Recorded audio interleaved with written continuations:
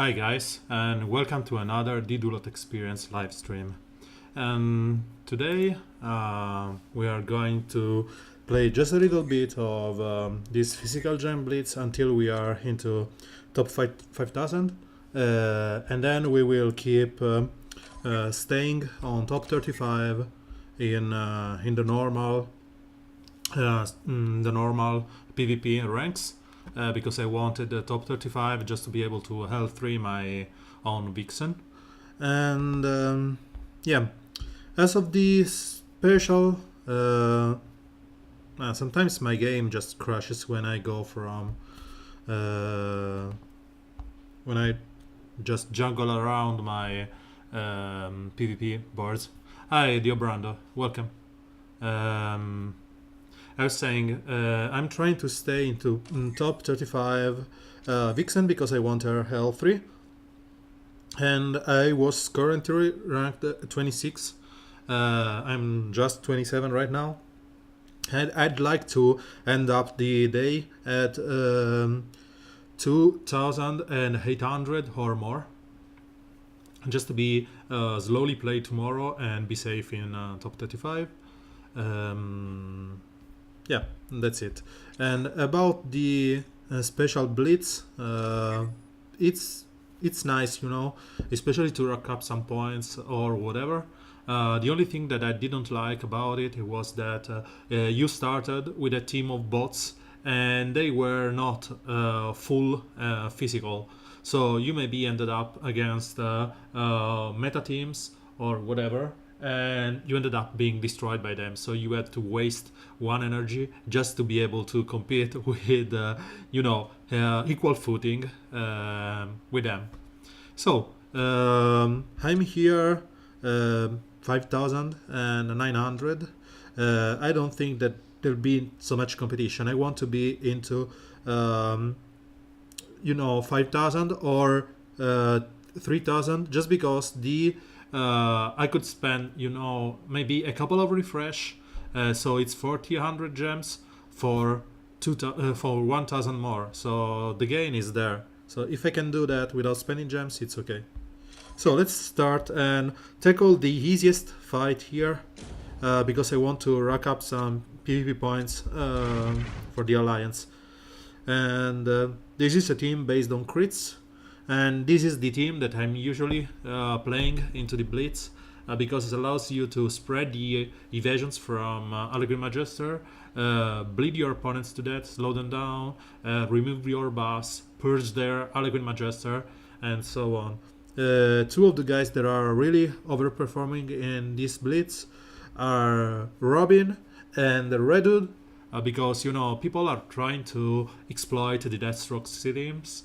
And it's nice that Lobo is one of the featured character today, but I'm not going to using that much beside this team, which is a low one, because he will lose 3 points if he ends up dying. My Lobo is gear 10, so I shouldn't take that. I shouldn't risk him dying on the first turn, but you may never know.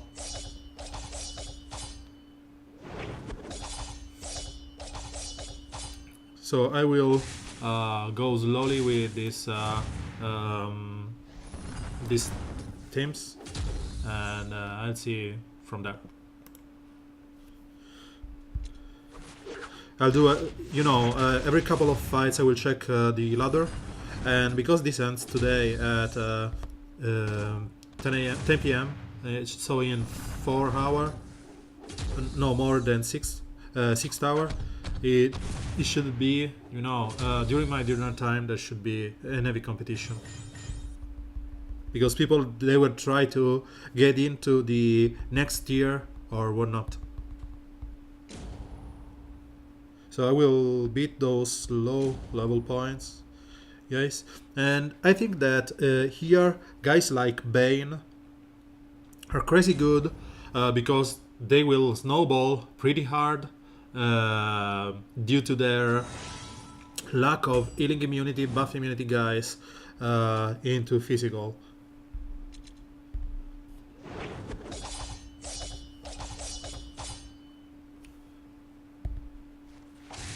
A red dude is greedy here, is really great because it will allows you to, you know, get turn meter up on your whole team when you kill some of them.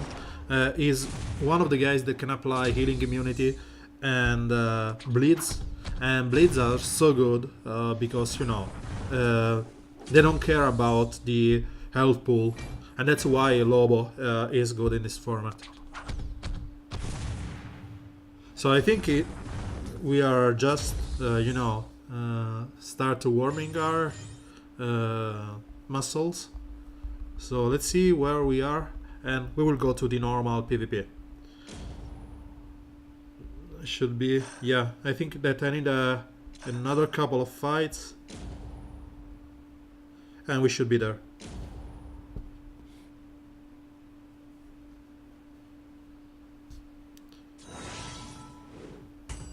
Are you competing into this events, Diobrando, or you just went for the first 100 points and be done with it?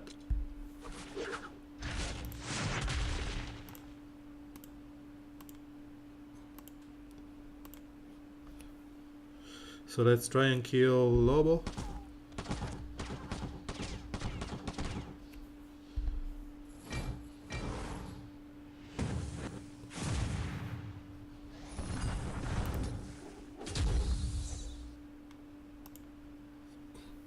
And this should...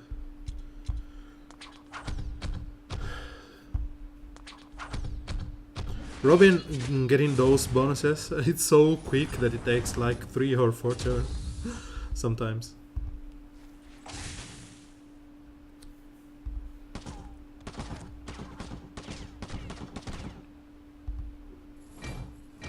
And my Robin is only gear 10.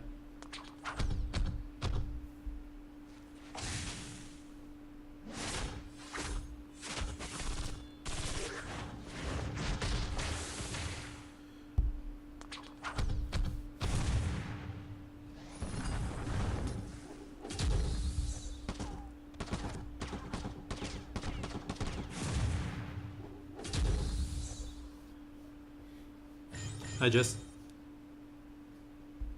Thank you for the hosting, and thank you, Hollywood.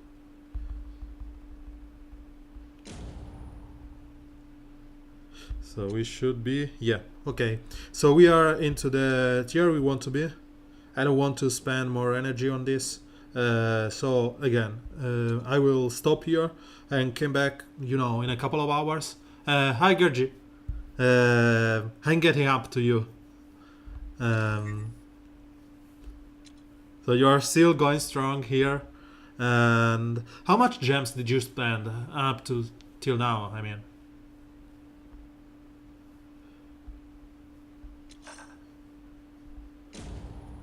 let's go for this boring team.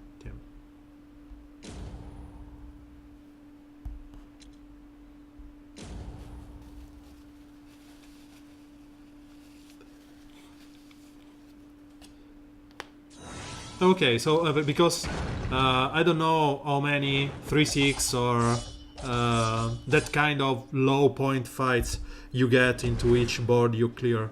I get a lot of them, and it's what when I was asking how much it cost. I need to heal because Robin has a true sight. It's good that at least we are able to, you know, taunt on Superman.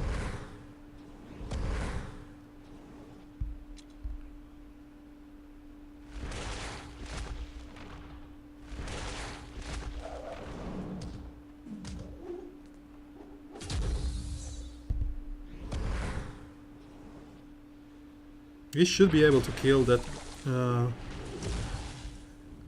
Clayface with our own Etrigan. The issue is that he had the healing immunity removed by the random attack of Swampy, so we have to just wait a couple of turns before we can go. And here I'd like to just attack to rack up some strengths up, because I need the heals. So let's go on Swampy here. Oh, fine. So do you think that the point that you use, that the things that you get are based on your highest used team?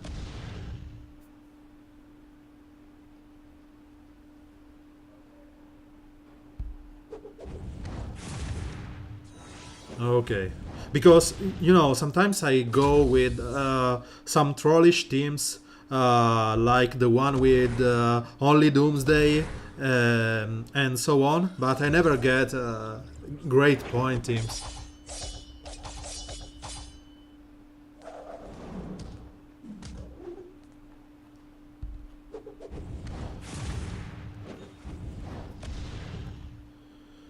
So let's try and kill Red Robin first, if we can. Because you can disable her taunts. And the True Sight will ignore our taunters. And besides that, the OE will remove the first attack awareness. And this attack will remove a bunch of life. I'd really like that they tell us clearly how the points are calculated, because, you know, if you can have a full roster of level 17 and then your highest team it's 28k, and because maybe you are using, you know, SSS Lex that doesn't have a high level, high power level, that's nice. And again, I'm using this team a lot. Sorry, I'm using this team a lot, which is just 29k. So I don't know why I get sometimes some boards like this one, which was pretty nice. I even fought you the other day. I think I have it on. I have it recorded. I just want to, you know, gather a bunch of fights like against you, 8mil, CR, and the others, and then I will upload the video.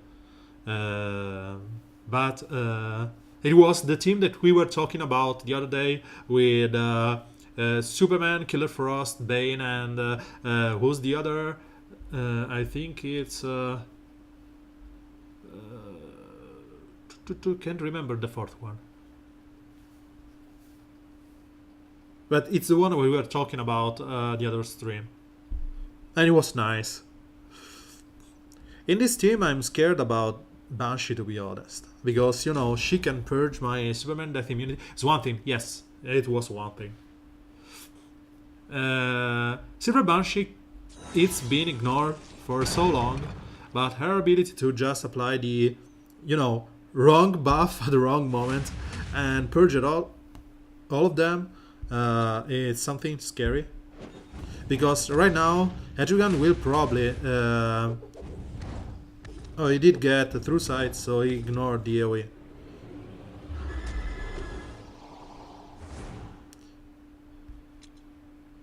So let's try and kill Superman first. Or I should go for Etrigan, I don't know. Let me think 1 second. So Superman is taunting. And Etrigan will go before. Let's go for Superman because we don't want to crit.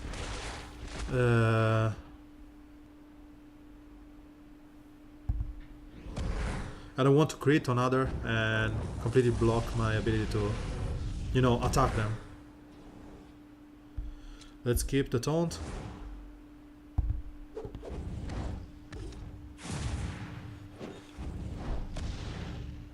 Yeah, the team is pretty nice. As I said the other day, I'm going to level up my own Killer Frost as soon as I see, you know, in play Starfire and rework Terra, because right now I didn't spend that much resources on them. Terra is gear 8, I suppose, while for Starfire and Killer Frost, I'm slowly leveling up Killer Frost, Kid Flash, and still haven't touched Starfire because I don't have her unlocked. So as soon as I see her on my own hands, I will decide how to get the next Gear 11, because I spent a lot of resources on Grodd.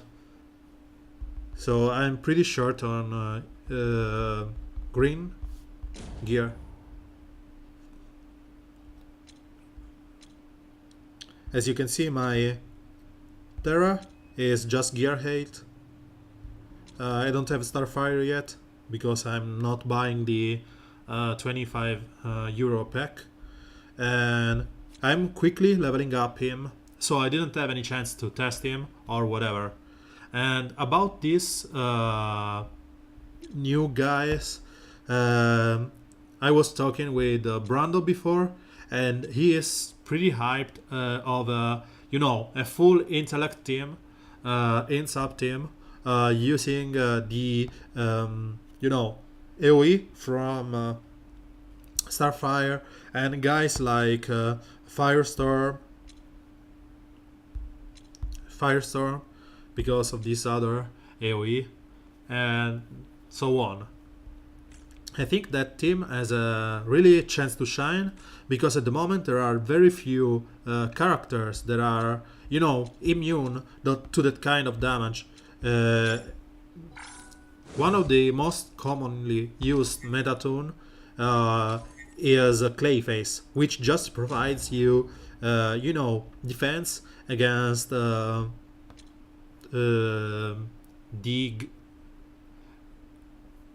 full F5.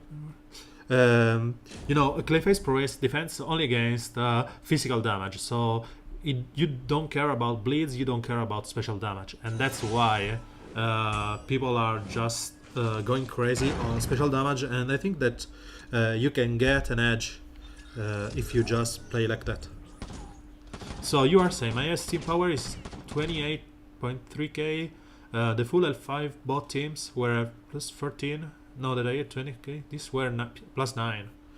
Oh, so that's it.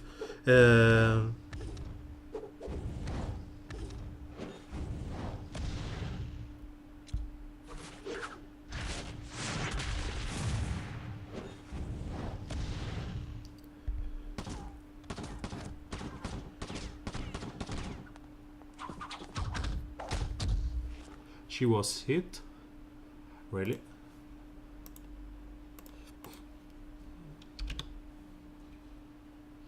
So let's try and kill, or at least bring down Hedrigan a lot. And right now we will try and kill Hedrigan.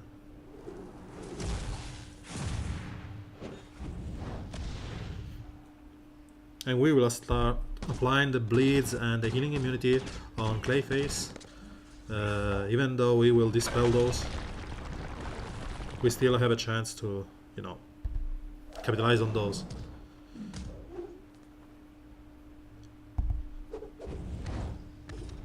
So he is slow, and he will be killed by Redwood as soon as I get a turn on him, because the blades should do.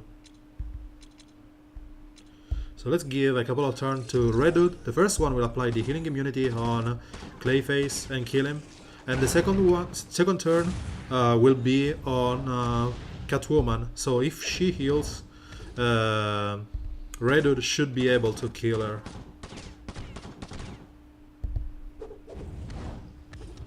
So I didn't get the healing immunity here.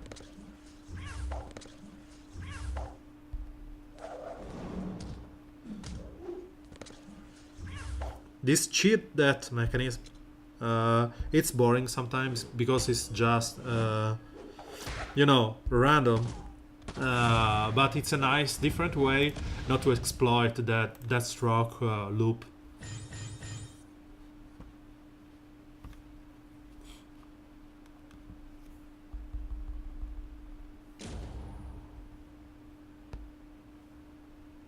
So let's leave this Constantine as a last team. And here I'd like to go with with this team, but probably it's not the best way to go because, you know, Harlequin Magister will probably enrage me, and I don't have any chance to, you know, purge her and purge Power Girl. So I need to think about it a second, and maybe I can go with this Steppenwolf team. Power Girl will try and kill Harlequin Magister. Etrigan will dispose of Power Girl. I need someone for POT, or I can go like this. I still haven't found any good way to kill POT behind the taunt, because I lack high damaging reds. So let's see, bring her down. She will take a turn, and the point is that she will lose the, you know, the ability to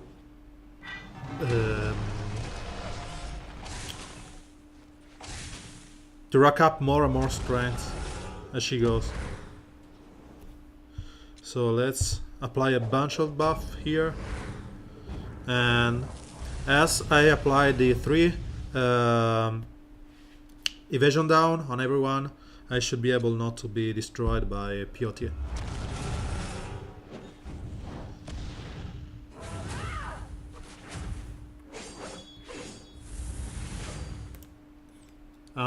Grodd. That's a nice question. Grodd can be good at, you know, various levels. To be honest, Grodd is good as much as you have other guys in his team, because Grodd on his own is not that good. He's starting to be good when you have, you know, those Killer Frost, those Superman, Bane that can stun and help him, and then he will start to becoming, you know, very good. So let's try and bring down Etrigan.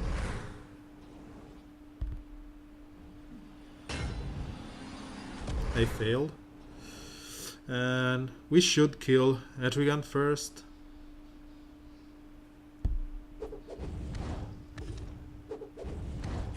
Okay. So my Power Girl just died. Let's try and kill POT. Nope. So I lost a lot of points here, just because of that unlucky death immunity on the turn before.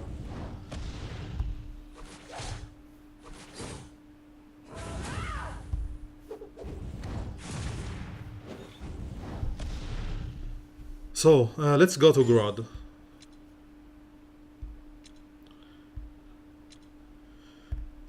As I said, Grodd has a bunch of legendary points or focus, which fills up some different roles.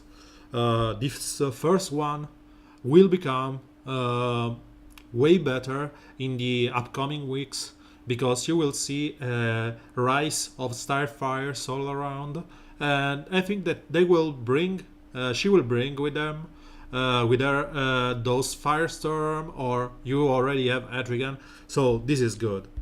And on the other hand, if you want to buff up your Starfire, this is not needed, but she will, if you have Firestorm, those 2 speeds up will help the team. This one is negligible, because it will only gives you some resilience to your team. So I think it's the 5th point. And this one, which I thought was one of the best, because I wanted to use Grodd into a snowbally way. It's good if you use him in conjunction with Killer Frost, because she has a lot of damage and she can kill one guy on first turn, on her turn, and then her 3.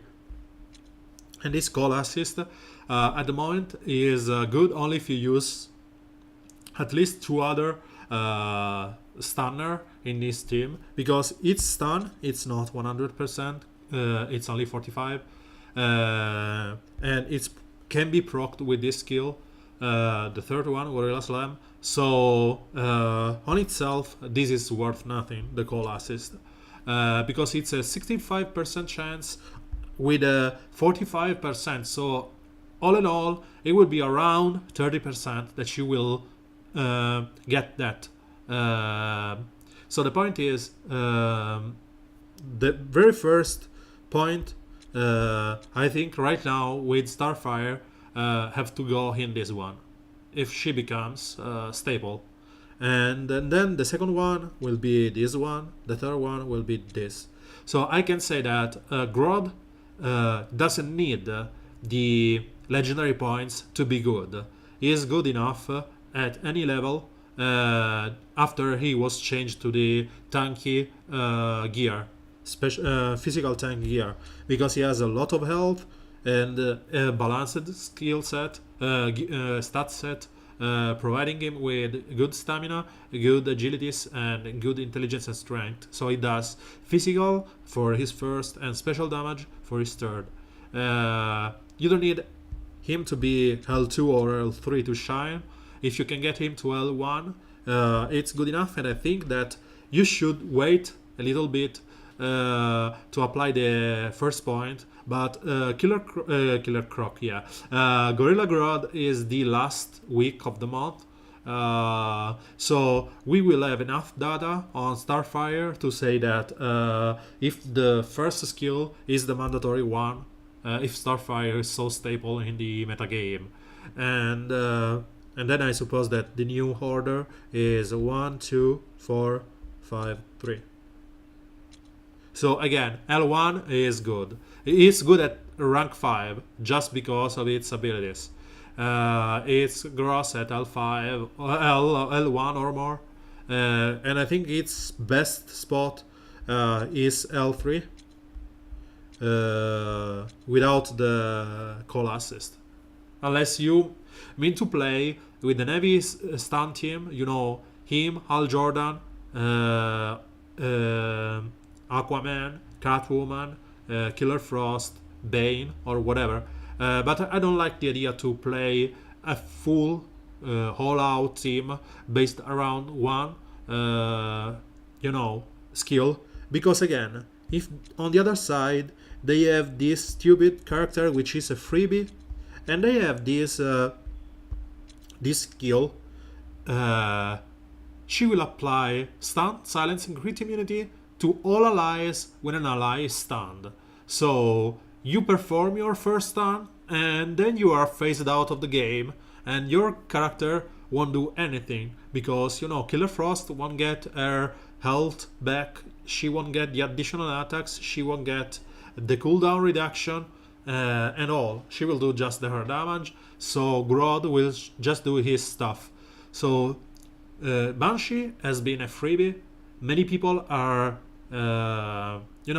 undervaluing her, but I think she is good. And L3 with these purge immunities, chance to use it, and the chance to stun and crit immunity on your allies when one is stunned, it provides a good character. And I think the fourth one should be the Eye for an Eye, to prevent some Etrigan, Robin, Snowball tactics. So again, she's a freebie, and if you go all out on a stun team, people will start adapting, will start using her, and you will not be able to, capitalize on that. She's not that bad. The only issue I have with her is that I was drained of mystical resources during this One Thing Constantine and Etrigan month, so I don't have the resources to Hell 11, Gear 11 her. But that's it. They said that she's good.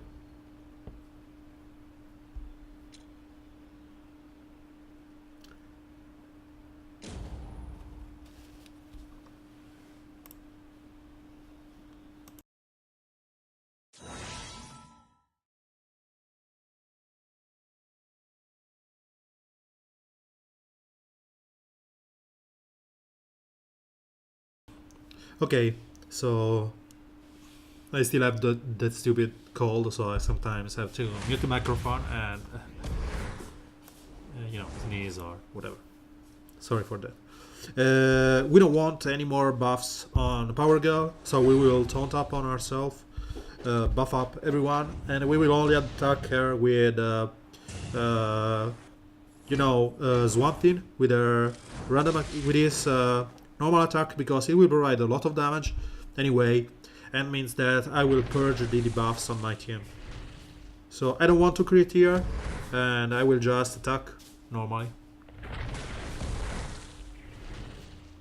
So let's try and keep the taunt here. I don't know. Give me a second, please.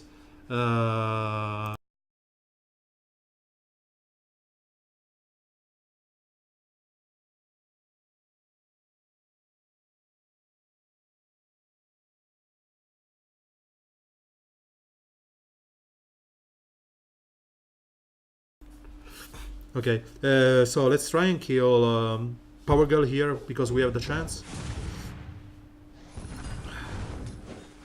We don't want to end up in that stupid loop with her getting the damage, death immunity on the wrong moment.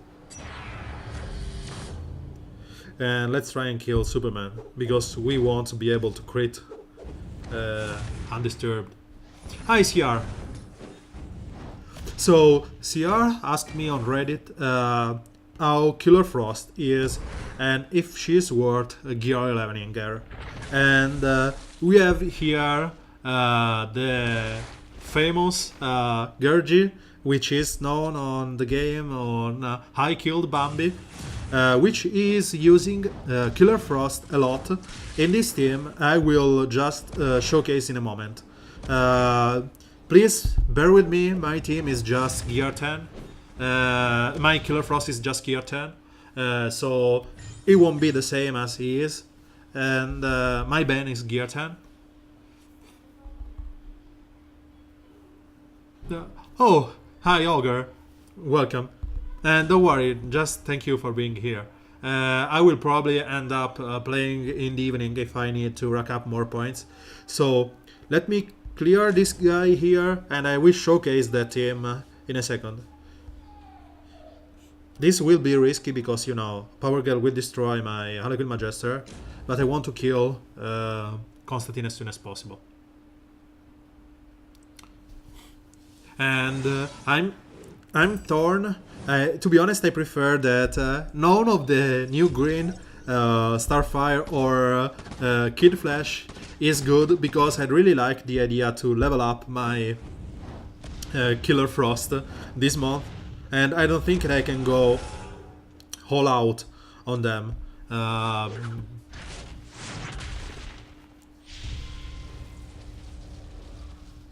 So that's the you know the hope that she is not broken or bonkers. Yes, the same for me. He usually runs the stream where I am work, but it's nice to, you know, have different time slots for the stream, because everyone will be able to catch the stream in their time zone. You know, maybe this game is over. I should have. Sometimes the game just decides that you have to, you know, die.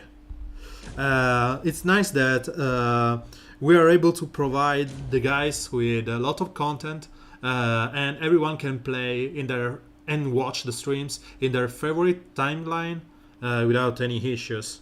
So I'm pretty happy about that. So let's see again. This team has the stupid Atrigan and Power Girl providing the shelter. You know, I have to give the attention to them before I can go to Constantine. But Constantine will need yet to be killed as first. And if Power Girl just don't clear my board, yeah, she always hit my Power Girl on turn 1.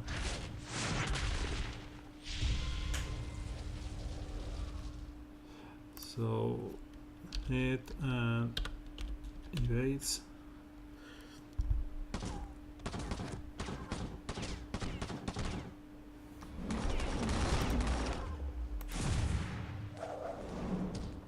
I don't care about the heavy damage on Killer Frost, to be honest, but I just wanted him not to be, you know, a must-have like Adrian or the other guys.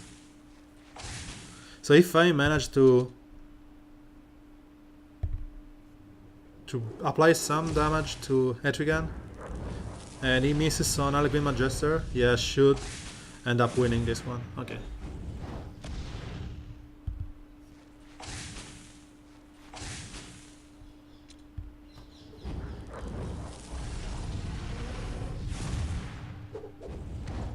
And now Red Robin should bring this to base, you know.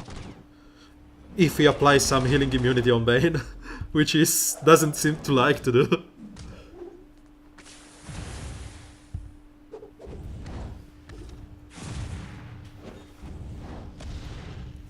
To me, Kid Frost, yeah. Today, I'm just all around my mind with the names.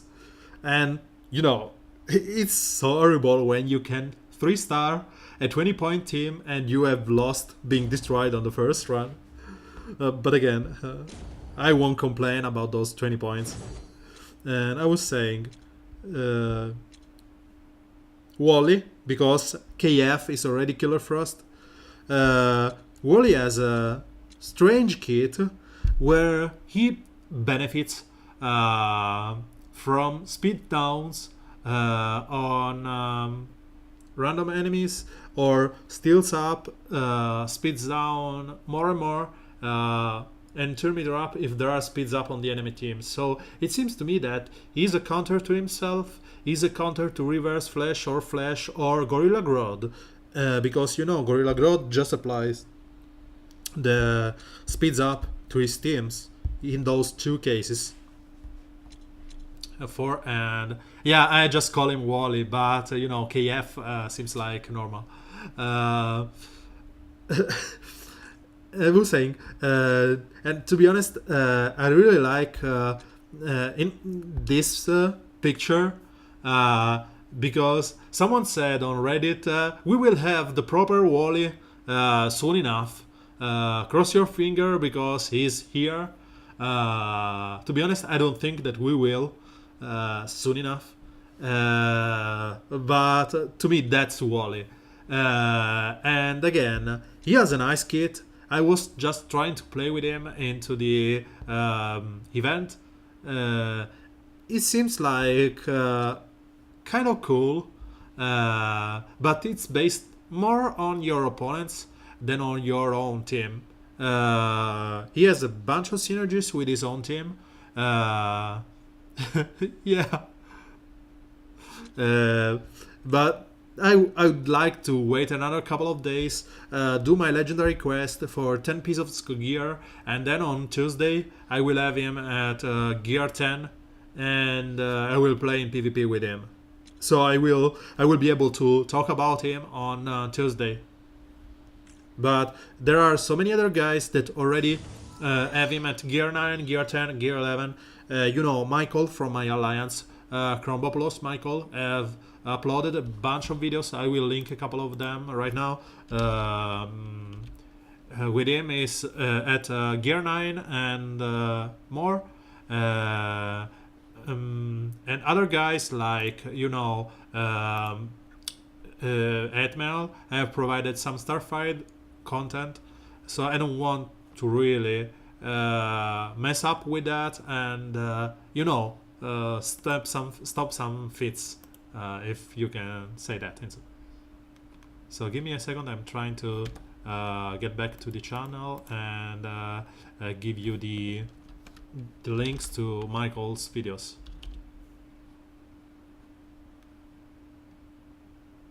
And you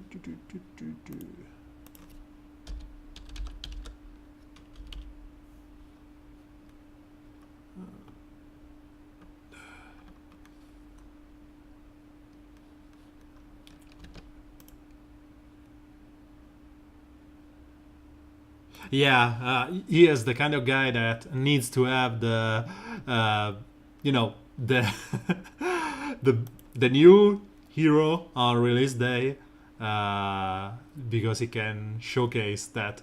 I don't want to be that kind of guy.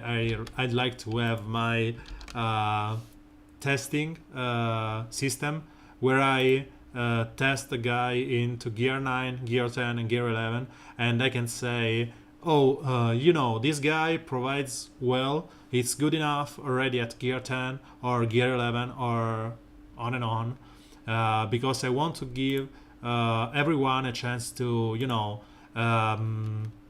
benefit from understanding the new characters. And this is one of the videos I was talking about from Michael. There's a team which has a lot of speeds down. He has another couple of videos with a bunch of fights against Gear 11 and whatnot with Kid Flash. His Kid Flash is from Gear 9 and Gear 10, so you cannot even save your resources if you don't want. Yeah, the issue is that when you polarize meta about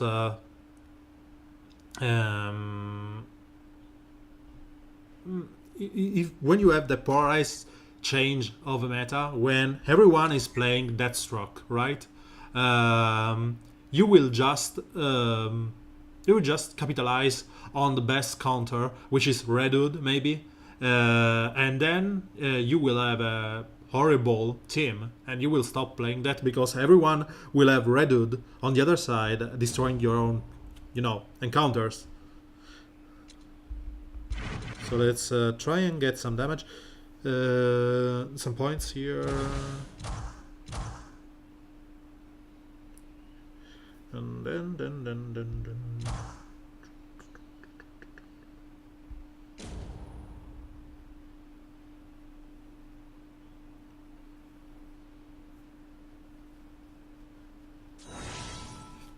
To be honest, I don't know if this was the best thing that I could do.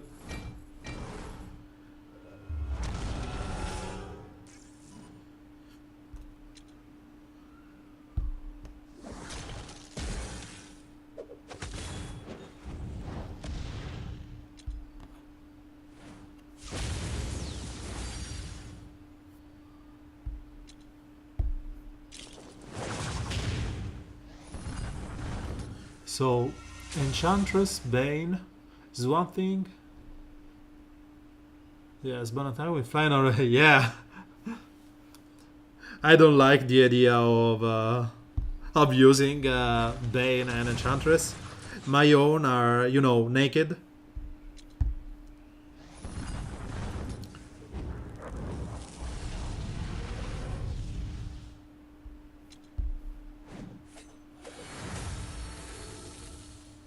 So we can use here, yes, let's lower the cooldown. And let's block Etrigan here, because we are scared of him doing some damage. There's Michael on Discord.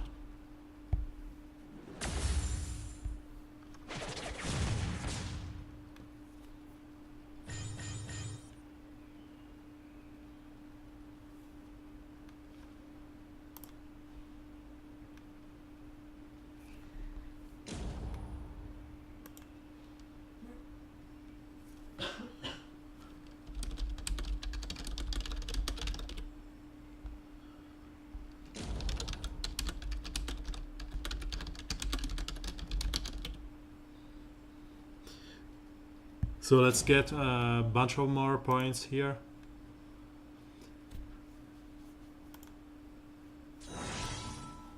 And Michael was just saying me that he's going to...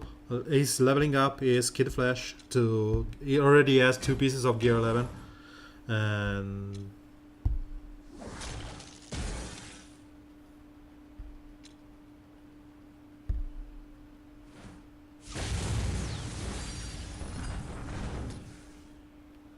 As I said, I didn't even check his whole team, his whole kit, because I don't usually do that until I am able to play uh,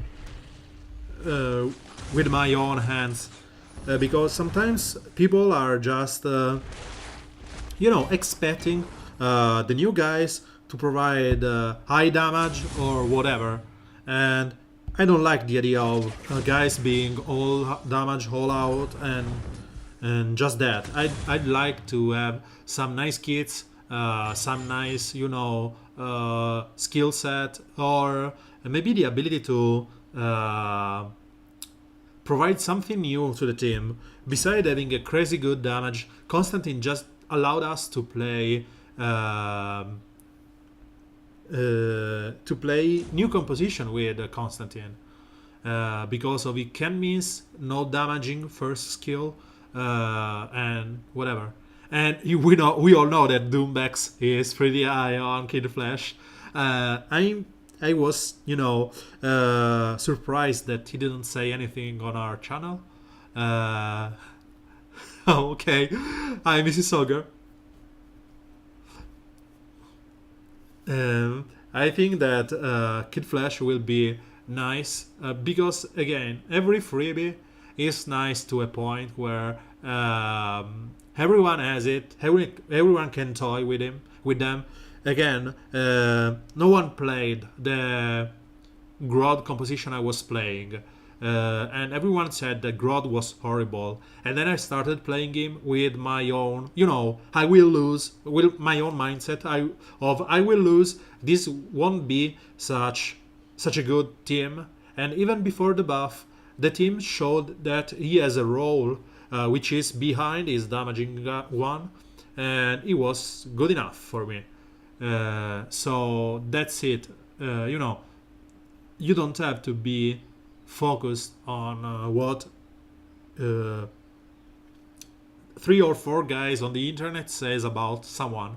But when you have the chance to experiment on yourself, put your dirty hands on them, you will get to see how good they are on your own roster. Because maybe, let's say that Scarecrow is... I'm looking for some other fight just to be able to talk and play mindlessly. Maybe some guys that will say Scarecrow is not worth having because you already have Batman Beyond. And then you realize, oh guys, I missed Batman Beyond mod, so I don't have him. And the only way for you to just check if that's a good of a character is just to test out yourself. Yes, that's what I'm saying, Ogre. Just use your own mind, check your own roster, and see what do you think of a character. Because sometimes people are, there will be some arrogant guy that only wants broken characters, which can do 10,000 damage. Then you see them playing some niche character, like maybe Killer Croc, with good results, and then you say, oh, I was supposing that this guy was horrible. How come this is so good? Yeah, again, I think that Batman Beyond and Scarecrow are crazy good together. I wish that I had the gems to buy that pack, because I would have bought 3 or 4 packs for him. Because I always loved Scarecrow. I missed this his gem mod because I wasn't into spending money at the time, and it was one of my greatest regret. Yeah, Penguin is another guy that, as I said the other week, I didn't expect to see that much of a, exposure. But as a freebie, people started playing with him, and it just doesn't provide any kind of damage. It just, support your team with something different, and it's nice to, have that kind of support in your team.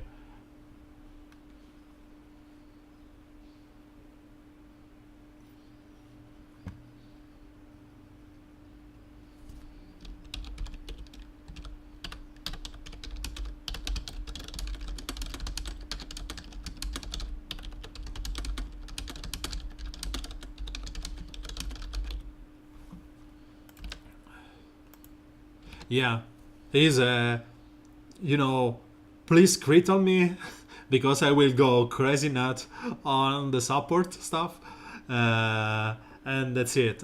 But sometimes people just don't realize that, and they want big numbers like Catwoman, Power Girl, and they say, "Oh, shoot, this guy is horrible. Just ignore him."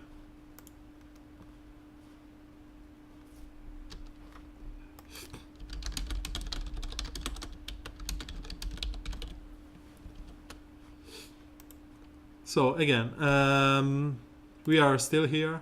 Let's go again in another match.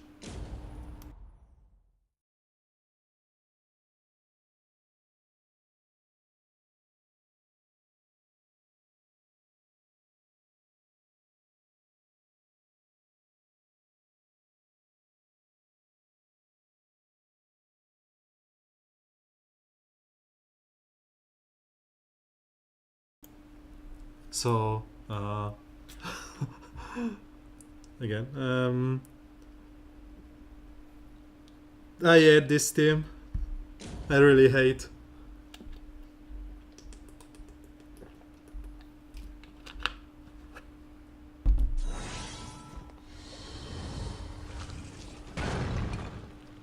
Because all of this, what this team does is just random attack over and over and over and over and over again.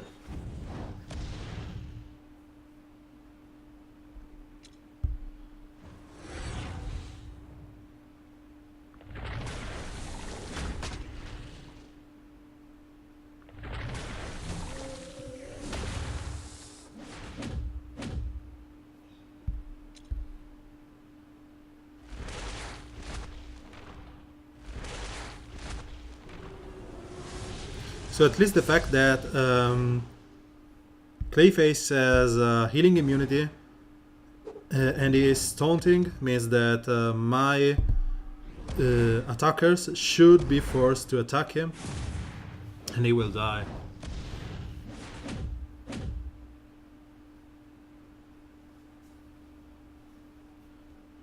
Yeah, and one big issue I have with the game right now is that I'd like to, understand how the matchmaking and points are allocated, because I would gladly spend on the game to have more guys in Gear 11 and be able to, play in top 100 with them without destroying my own, rank or boards or whatever. And that's my big issue. Yeah, when you play in single player content, having those random attacks, it's something that you can go with, because you will not hinder someone else. You will not spoil someone else, fun. But when you are into a competitive PvP content and you just play a team which is based on your guys being fully overhealed with just random attack and not performing that good on themselves, it's just a shame, because again, Swamp Thing on his own is just big damage and random heals. Bane on his own is worth nothing. Clayface on his own is not useful. And Enchantress on his own is such a squishy character that's, killed on turn 1. But when you merge them together, you have that crazy team that just can auto-win if something goes wrong. Because if the first Verse of Vitality from Enchantress goes on Clayface, you have a 72k health tank. And same goes with Swamp Thing. As he gets the overheal on turn 1, he will start crazy attack, random attack, and that's a lot of strange things going on. And as of the the things that people are supposed to do. They just want to see shiny numbers. And oh, again, Gergi, welcome. So let's. Where is Killer Frost? So where is Killer Frost, Gergi?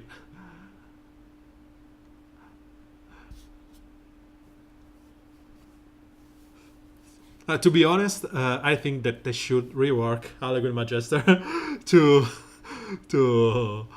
not apply Enrage on turn 1. She can apply the Enrage when you use the hammer, just not on turn 1. To be honest. Beside that, I think that there's too much energy at the moment in the game. Yeah, it's sad. So let's say Gergius the last one. I should be in top 20. Yeah, just buried there.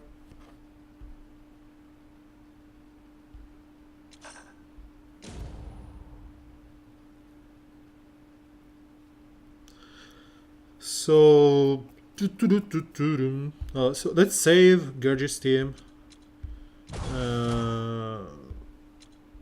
For when we I want to check my overall power of the team.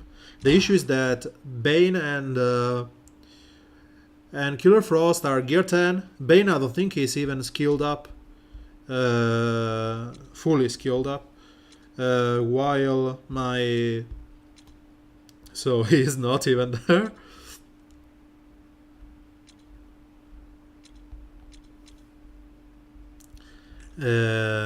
While my Superman has one thing are gear 11.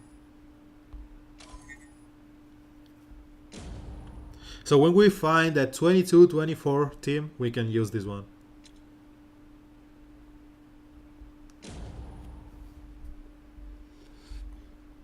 To be honest, it's just strange that you get to, being forced on closing the games as soon as possible with your own guys. Well, would have been funner. Because I hate Bane. Bane is a stupid character that doesn't do anything. So, let's see. Bane is dead. It doesn't even get a chance to shine. I don't like Bane. Bane has to just... it doesn't do anything.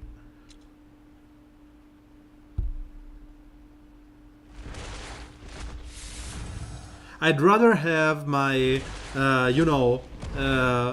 Scarecrow or some other guys to gear 11 than not Bane. And I was thinking that I would have been penalized during this week. Yeah, I know that you have Etrigan. The issue with the Etrigan is that he just, subs for Bane. Because when you have those pesky blues that I cannot kill because I don't have good reds, I just go with Etrigan.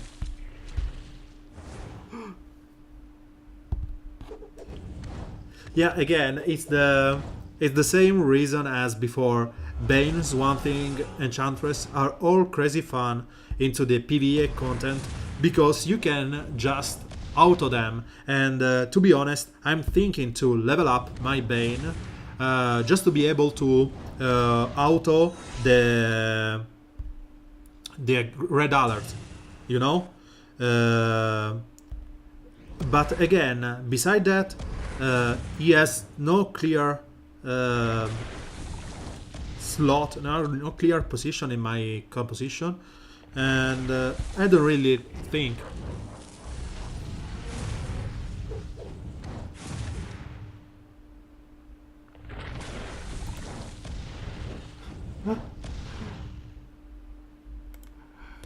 That's a little bit of exaggeration. The issue with Bane. So let's talk about Bane. Let's talk about Bane. So Bane has a stupid you know, kind of a bruiser skill set. Ogre, correct me, is a bruiser skill set, physical damaging guy. And his skill just do that. The best skill to me of Bane is his first, which says applies 5 strength down if he is overhealed. So beside that, he gains heals and buffs and whatever. He does damage and maybe stun someone, and then he buffs himself and randomly punch guys. So to me, that's nothing. That this kit doesn't offers anything. It's a physical tank, so yeah. So to be honest, it doesn't do anything at all besides being a bruiser, right? And then you have some other guys like you know, I always love these guys. He can steal up strength. He can put purge buff and apply buff immunity. He has the random attacks on team, but he's based on other guys just hitting him first. And he applies taunt on the opposing. So it's a troll guy here, but I like him more. Or this stupid Red Robin, he's, you know, he provides debuffs, he provides Turn Meter and Through Sight, he provides Purge that cannot miss. He has the usual, you know, trend of random attack when something happens. Red Hood is another damaging guys, but instead of doing just that, he has bleeds, he gets to purge, he gets to you know, apply healing immunity, stop other from buffing, and so on. So I prefer those kind of guys to Bane. And this month I was, you know, there is no good red in the rework that's being used. So I was thinking which red I should take to gear 10 from this one or gear 11 from the one that I have. And I'm more, you know, leaning towards Catwoman here or Deadshot because of the red alert. And not, I even leveled Poison Ivy to gear 11 before Bane. And that's my level of craziness. No one is going to level Ivy before Bane to gear 11. I know, I realize that. It's just a mindless brute that just do damage. It doesn't do anything else.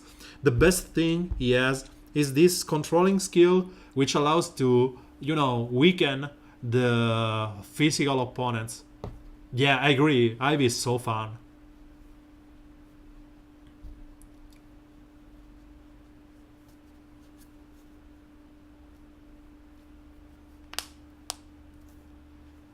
I did play Ben a lot before his gear 11, you know, ages. So let's see this thing. Okay, I should have someone to be able to test it. This one. Okay, I need some gems. So they changed the PvP packs recently, and I still don't need any one of them. The only one that I could use are the blues, so Katana, Hippolyta, and Aris. And I'm sitting at you know, 110,000 energy points. So I will spend a couple of them just to fetch some PvP energy. I really wish that they gave us something else to do with this energy. because I really don't need any of those.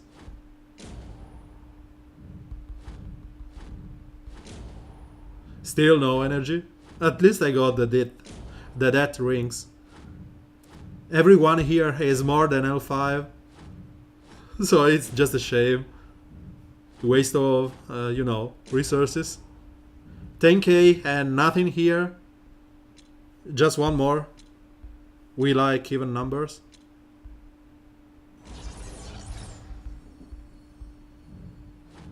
At least I did get 14 PvE energy.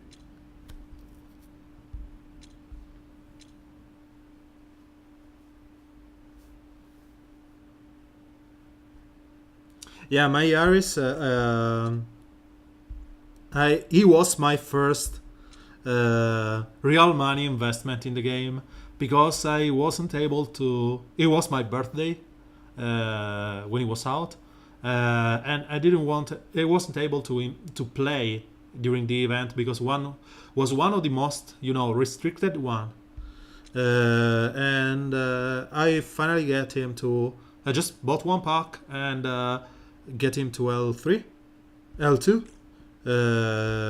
At the time I didn't go for top 100, and he is so nice, but I think that he needs L4 just to be good, because you want his 5th skill, you want the light heal, and you want the stamina ups, and you want the cooldown reduced on the sword.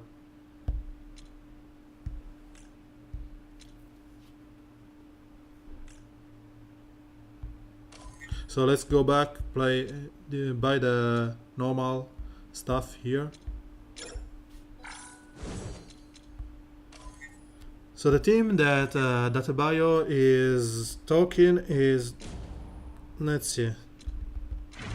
Oh, so Bane, Chemo, Ivy, Bane, Chemo, Ivy, Bane, Chemo, Ivy, Bane, Chemo, Ivy, Bane, Chemo, Ivy. What's the synergy in here? So let's use someone as a lead. Bane, Ivy, Bane, and Chemo. So, what's your idea behind this team? Because as much as Chemo is fun, it just doesn't synergize at all with the team. Usually when you have Chemo and you don't know what to add to the team, just apply the taunt. Really, Constantine. So you have Chemo as the big taunter here that will apply the bleeds when they touch him, and Bane as the secondary taunter. But beside that, you have some special damage mixed with physical damage and bleeds.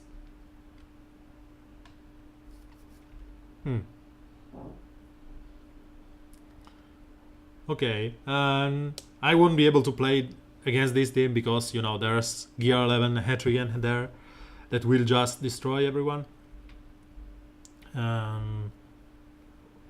Beside that, I think that it's strange because with Bane you want to have some kind of way of healing him before he goes. So that's why you use Enchantress or Swamp Thing, and you don't benefit of those overheals on Ivy or Chemo. And Chemo want to be taunted because he's pretty slow. Yeah, that's way different, because you have a natural taunter here. And Dr. Poison can the issue with is still you don't have any way to overheal Bane, so you have to take some damage, or maybe spend the first turn buffing him. You can clone them. Yes, this is what I was saying, the exact same team, Augur. you have to buff up or spread mans with Ivy.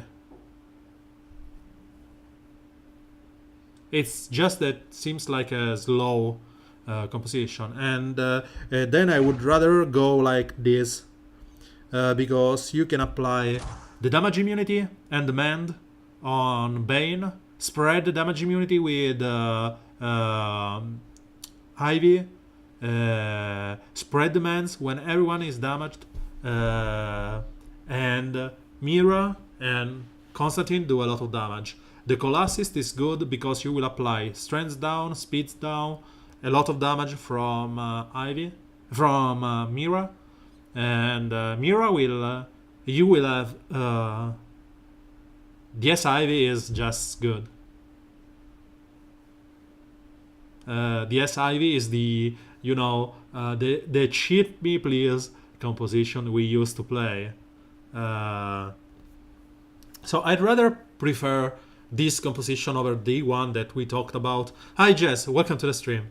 I prefer this one over the one that we talked about because Ivy and Mira are best buddies, and the mans from Mira are so good on Bane, and you can taunt Bane with damage immunity and crit immunity from Ivy or himself with the stun immunity. I think this is gonna be good. I don't have Mira skilled enough or even geared enough.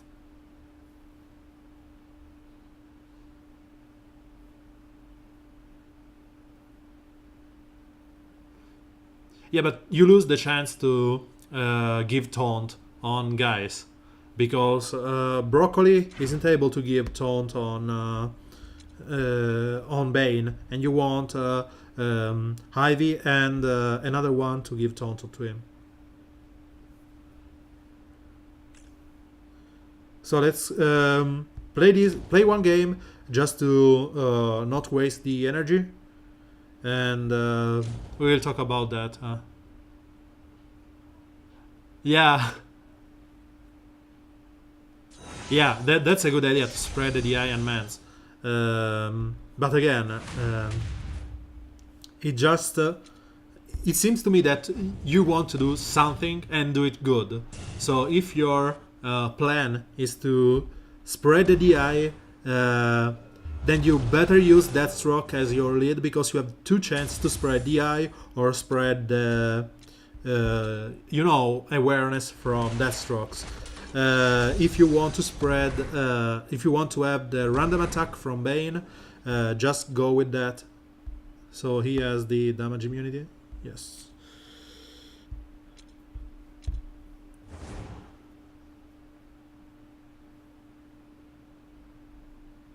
Yeah, but the taunt from Ivy just lasts one turn.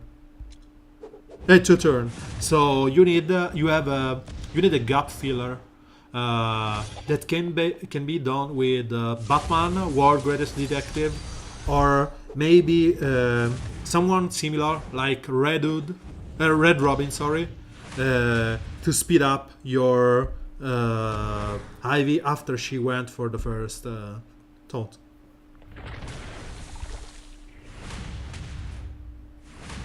But again, I think that damage immunities can be pretty scary in this game if they are allowed to be copied on from different character to one that they were not supposed to be used.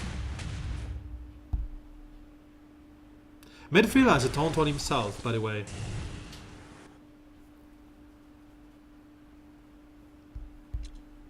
So, yeah. Medfield has it on. Sorry, I didn't want to waste the energy just rambling on the team compo. I will go back there in a second.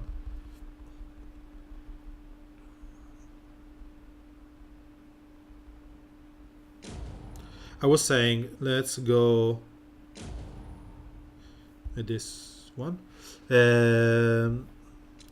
So again, Medfield has the chance to spread your damage immunity here. He lasts 2 turns like Mira, but you don't have any chance to, proc the shields on Bane when you didn't want. So you have, every other. Swamp Thing and Aquaman, yeah, they are good. And AM, so let's go, let's keep talking about that team. I'm talking about too many things at the moment.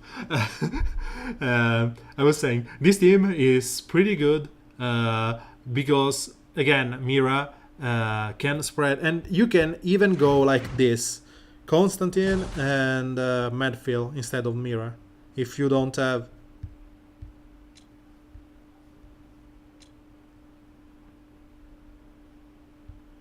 So Medfield can apply the mending on someone and can apply the damage immunity on someone, and Ivy and Constantine can taunt. So Chemo instead of Medfield was the one that was suggested initially, and I think that's this. Just I like Mira better because she does a lot of damage on her 3 and her first.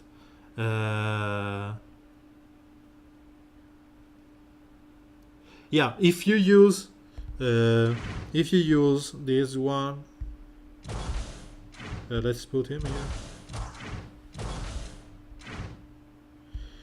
If you use this one, you have a lot of synergies here because you can spread demand from Aquaman to Bane, and you can spread the. You have a lot of blitz. And Aquaman will benefit from those mans and bleeds all around the team, getting around the turn meter up every turn.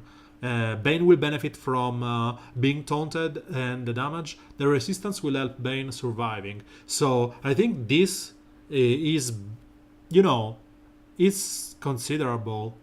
And as of Swamp Thing and Aquaman, to be honest, AM was one of my favorite guys because he has a lot of interesting, turn meter manipulation.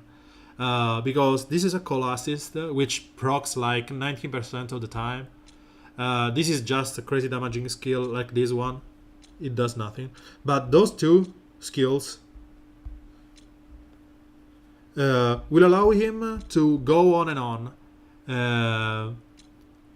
because there are so many AoE on turn 1 like Harlequin Magister, Etrian, Power Girl, and he will just get a turn after the first AoE if he's not the fastest one, and when you have the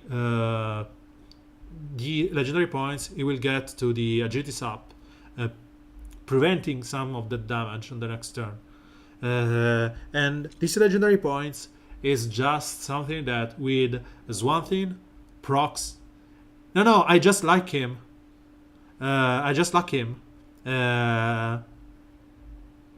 Because this will get procs from Swamp Thing first attack, which gives buffs to the team. He procs from Power Girl attacking. He procs from Steppenwolf. He procs from a lot of guys that right now had a chance reverse flash, or whatever. And the only issue I'm not leveling him up is that he's just a damaging guy. It's fast, it's good, but it's just a damaging guy. Is what I call a blue Bane. It just does nothing beyond that. Returning to the association between Swamp Thing and Aquaman, I think we are talking the other day about these 2 points here, and I know that Ogre is one of the guys that is more favorable to using the first one because he says that he gets so many back-to-back turns to this turn meter up, and this is the same cooldown, but you can use the first after applying the crit immunity to your team. You can use the first one as being called an assist, and you have this other skill that grants some control on the opposing team. it's self-gated, so it works on itself. And with the team composition he's using, he has so many bleeds that this one procs like forever. So Swan Thing applied the bleeds, permanent bleeds, and mans all around. It's just crazy good. There's not even something that you have to try. But again, after the blue month, I upgraded that month Clayface, Etrigan, Constantine, and Swan Thing. And the month before, I did upgrade Cheetah. So I'm pretty short on mystical resources at the moment. He is one of the guys that I like to have at L4, but I'm still torn if I have to spend the rings here and the gear. As you can see, I don't even upgraded my Etrigan to L4. I have so many guys that I'd like to have at L4, but at 25k legendary essence, it's such a burden. What did he complete? Oh yes, the PvP one.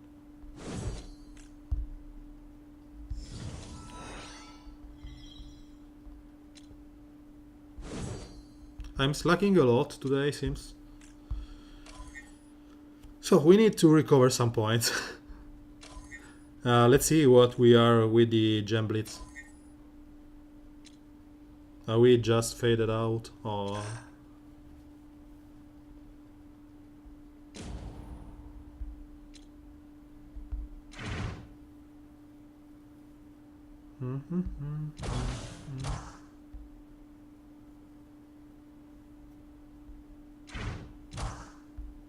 I should have used Lobo here, just for the points.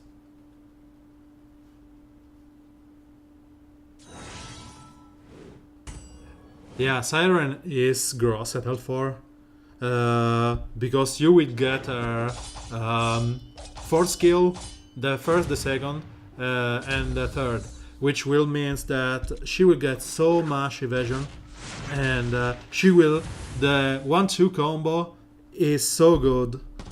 Because you will apply like 10 bleeds on the target.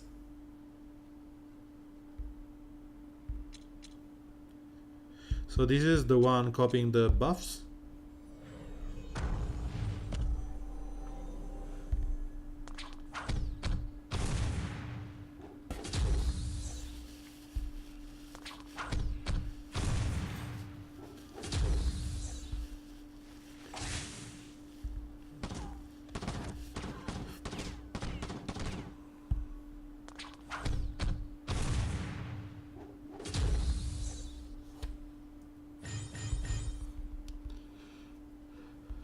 Siren was one of my favorite characters when I started playing competitively, you know, long time ago. Right now, I need to check how much time we have left. 5 hours, so yeah. It's 5 p.m. 6:22. Okay.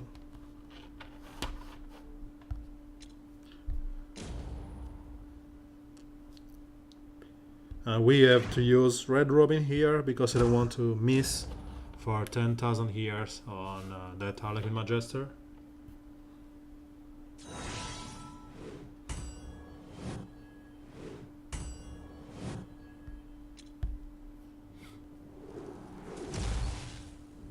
And by the way, you did... So I just missed with 2 stacks of it.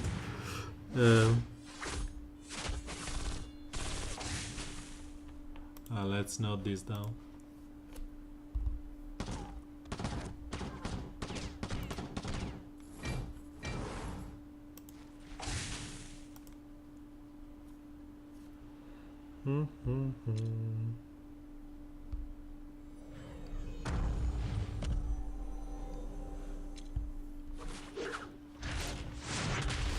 Would waiting so my damn of in the team direction. Sustain versus stun versus hit gens down.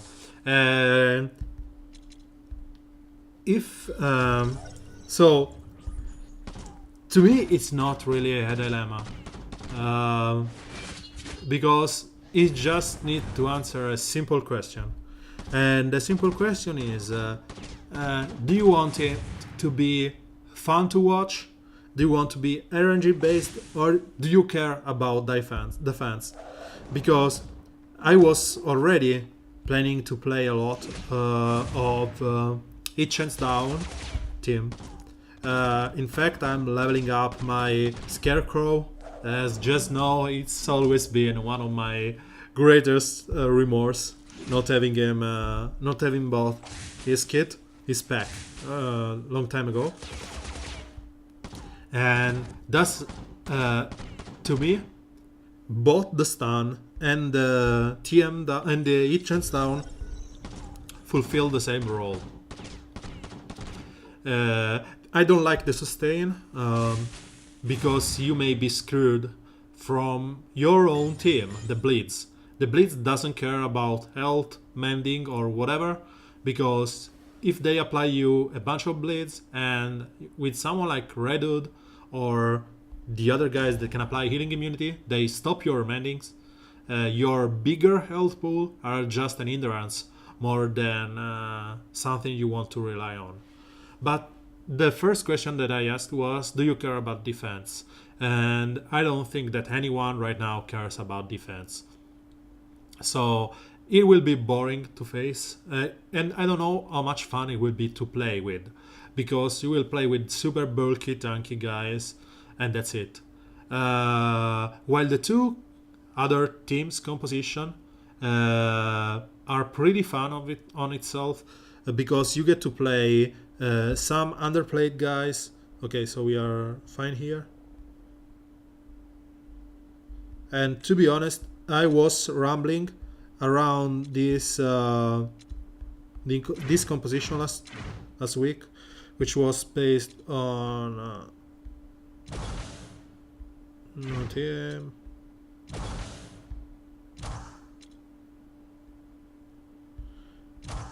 So these three plus one, it's super fun.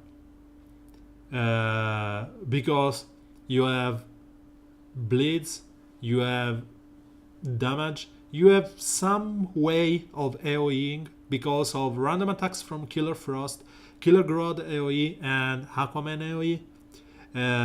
You have the ability to stun reliably on all those guys, and you may even go right there and apply. If you want to go all out, I won't suggest that. You can use Bane, or you can use your own Red Robin here to just buff it. So this Red Robin will enable your composition, giving you some control, turn meter down, buff, and whatever. My gear, I geared Killer Grodd, I geared Grodd because I was liking him before he was buffed. And after that, I'm just enjoying him. It's crazy good. Let me find someone and I will show this team. Even though I will probably end up dying because, you know. So this one is not the best one to test because they will have the stun immunity. And this will be boring to play against. But bear with me, my Aquaman and Killer Frost are gear 10. So let's see.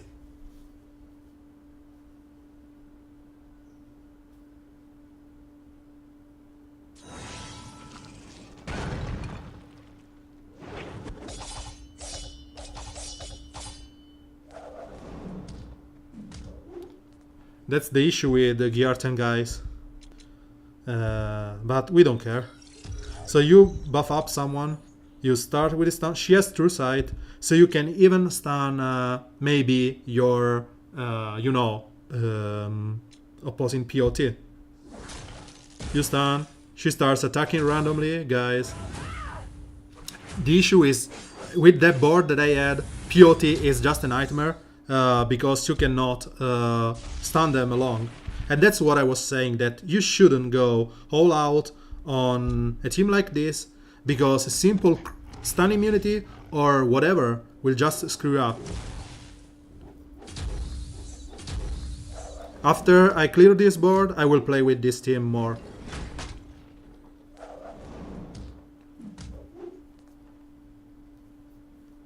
So let's show you how much damage does the AoE. If I get a turn. So this AoE here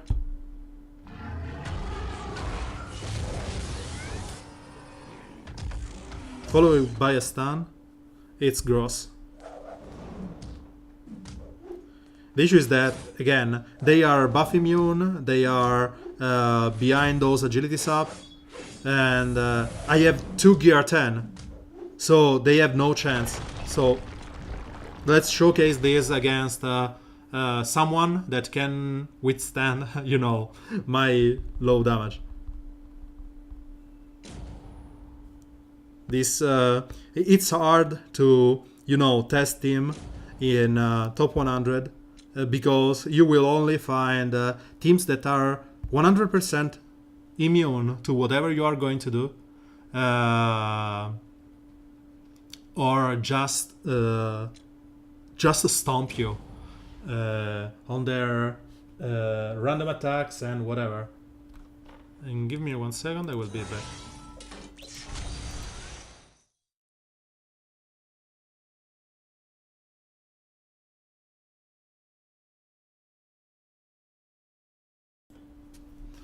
Okay, so let's try and bring a stun to Power Girl. She cannot be stunned, right?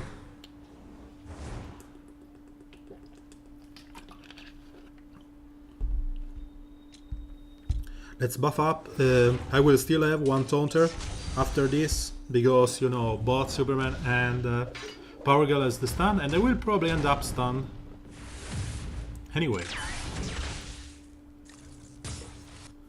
So right now I want to apply some damage. I would have preferred that, you know, DOJ would have taunted.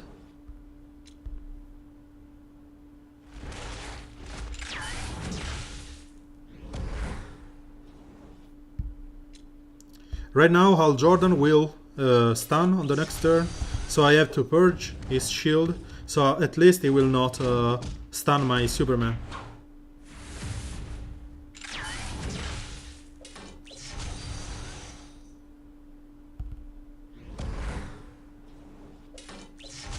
Let's try and kill Power Girl.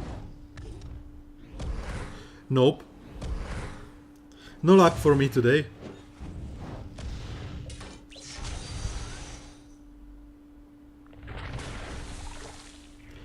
So let's hope we get a stun on Cyborg, because he will probably kill anyone he hits. Close enough.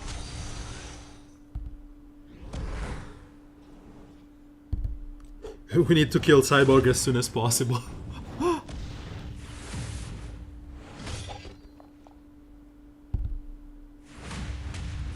We did get a stun, so as soon as we kill DOJ, we are fine. This we should bring. Yeah, this should kill the opponent.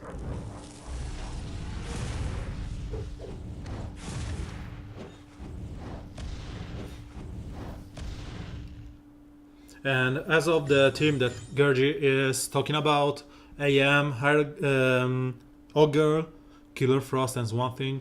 The issue with the team is that you will give Swamp Thing the time to just destroy your team.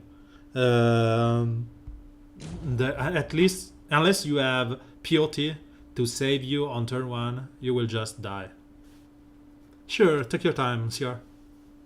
And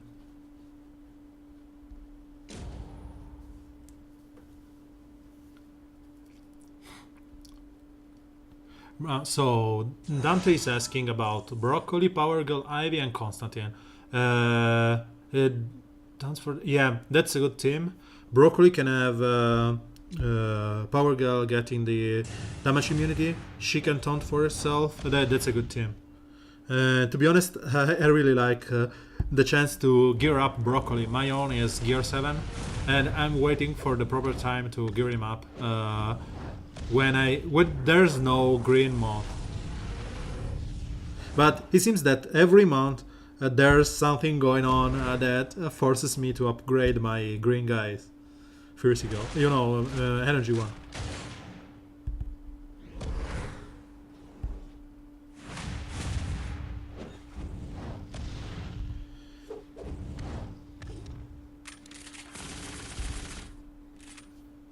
So Gurgi should be my last opponent, and I have another Power Girl.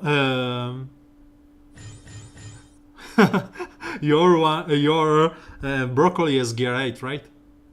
And I think even your Kid Flash, Wally, should be higher than mine.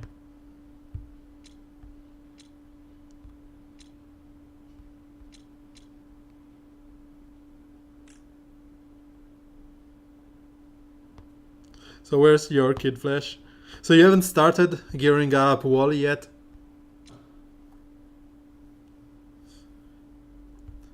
Even she is higher than mine. Because she for me is gear 5. Is gear 8 too? You have a bunch of guys that are higher than mine. My Enchantress is gear 1. My Mira is gear 6. You have many guys. I just don't have the chance. This team is weak. Just congratulations on this team. 2 meter down, immunities, stuns for days.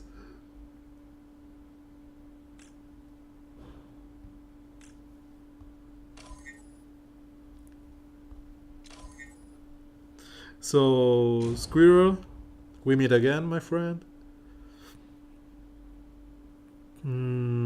Let's try our luck here. Or we just go safely. I just like... I need to upgrade someone. And Michael is talking about Mirror Master. I want to find a way to quickly dispatch this kind of team. Because it's usually one of the most annoying teams I find on my boards.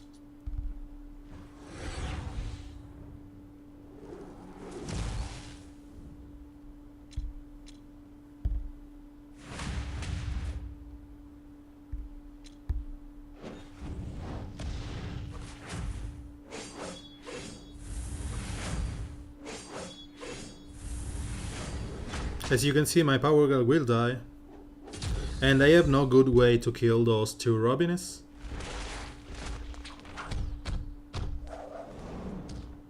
And they will just screw me with their stupid random attack. Buffing up the possible wrong character every time. This is when the game decides, oh, don't worry, you have to lose this one.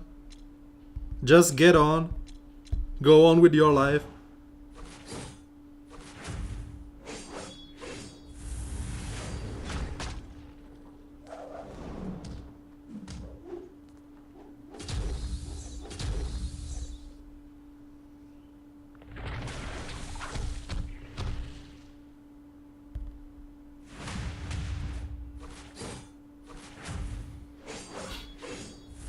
I'm just waiting for the next Clayface turn, where I can use my Link immunity from Superman and kill him. And eventually they will kill my Swamp Thing. Bring him back someone, I hope?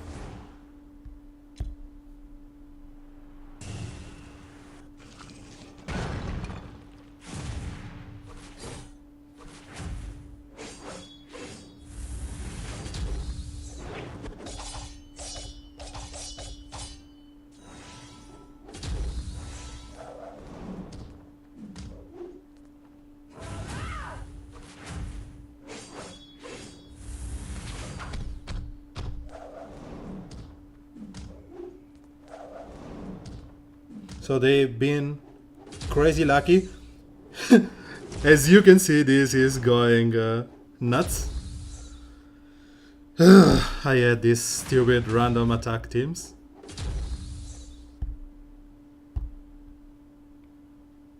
Yeah, I don't know what's the fun in that.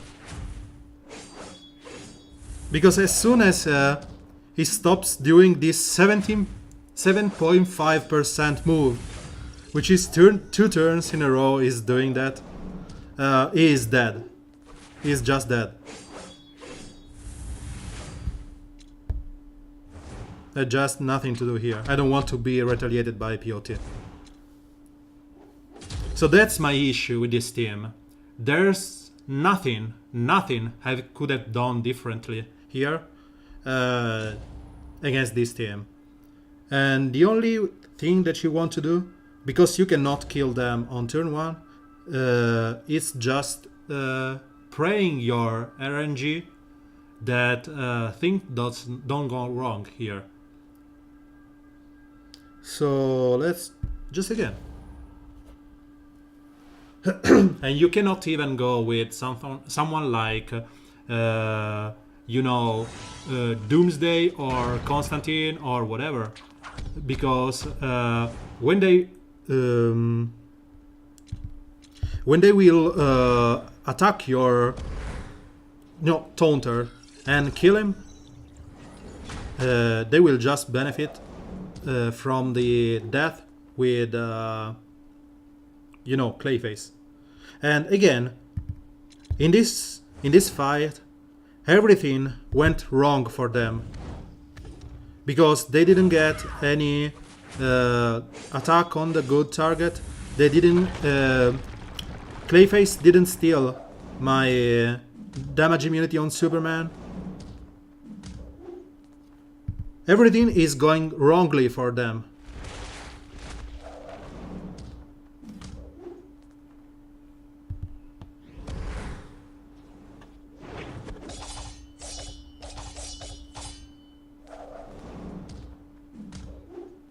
And yet they are, in a way, they can prevail to me because of this, because of RNG.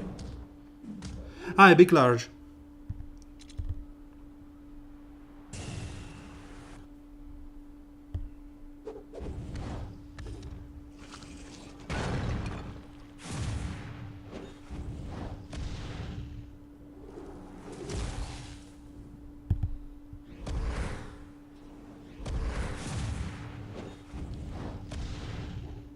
You go from losing a game to be borderlining 3-starring it.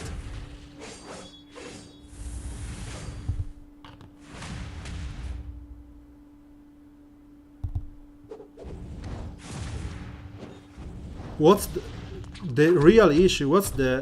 There's no skill involved in playing against them. You have to just pray that everything goes wrong or goes accordingly to your plan. And you went from being abused and destroyed on the first energy run and 3-starring them with the same exact team. There's just no strategy in here. And it's something that I don't like about the game at the moment. Too much RNG involved for this kind of fights.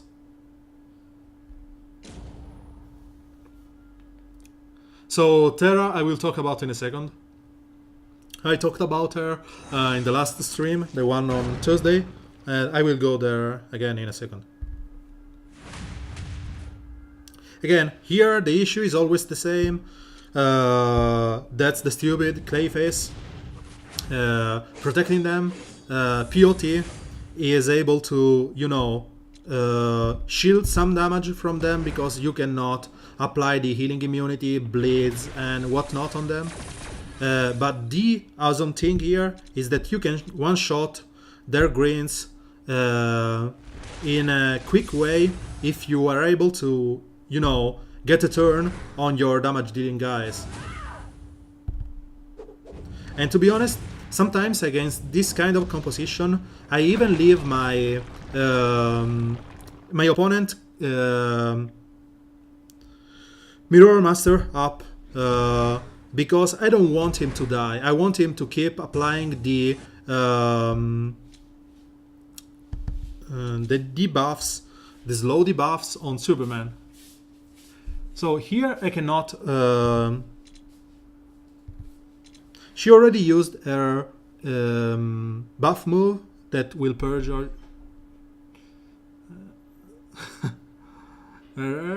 Red Robin did it. If they have agility's up, you cannot one-shot her. Yep, you cannot. Hi, Michael. You cannot one-shot guys in Gear 11. I was saying, POT already used their buff skill, so I will apply 2 buffs on Clayface and hope for the best that she won't be able to purge and attack 3,000 times. That's exactly what will happen. She wasn't able to attack twice. And here I will taunt on Superman because I don't want Fate to kill my guys. And I want to kill Fate or POT before they are able to kill my guys. And right now we should bring some damage to POT and kill Clayface eventually.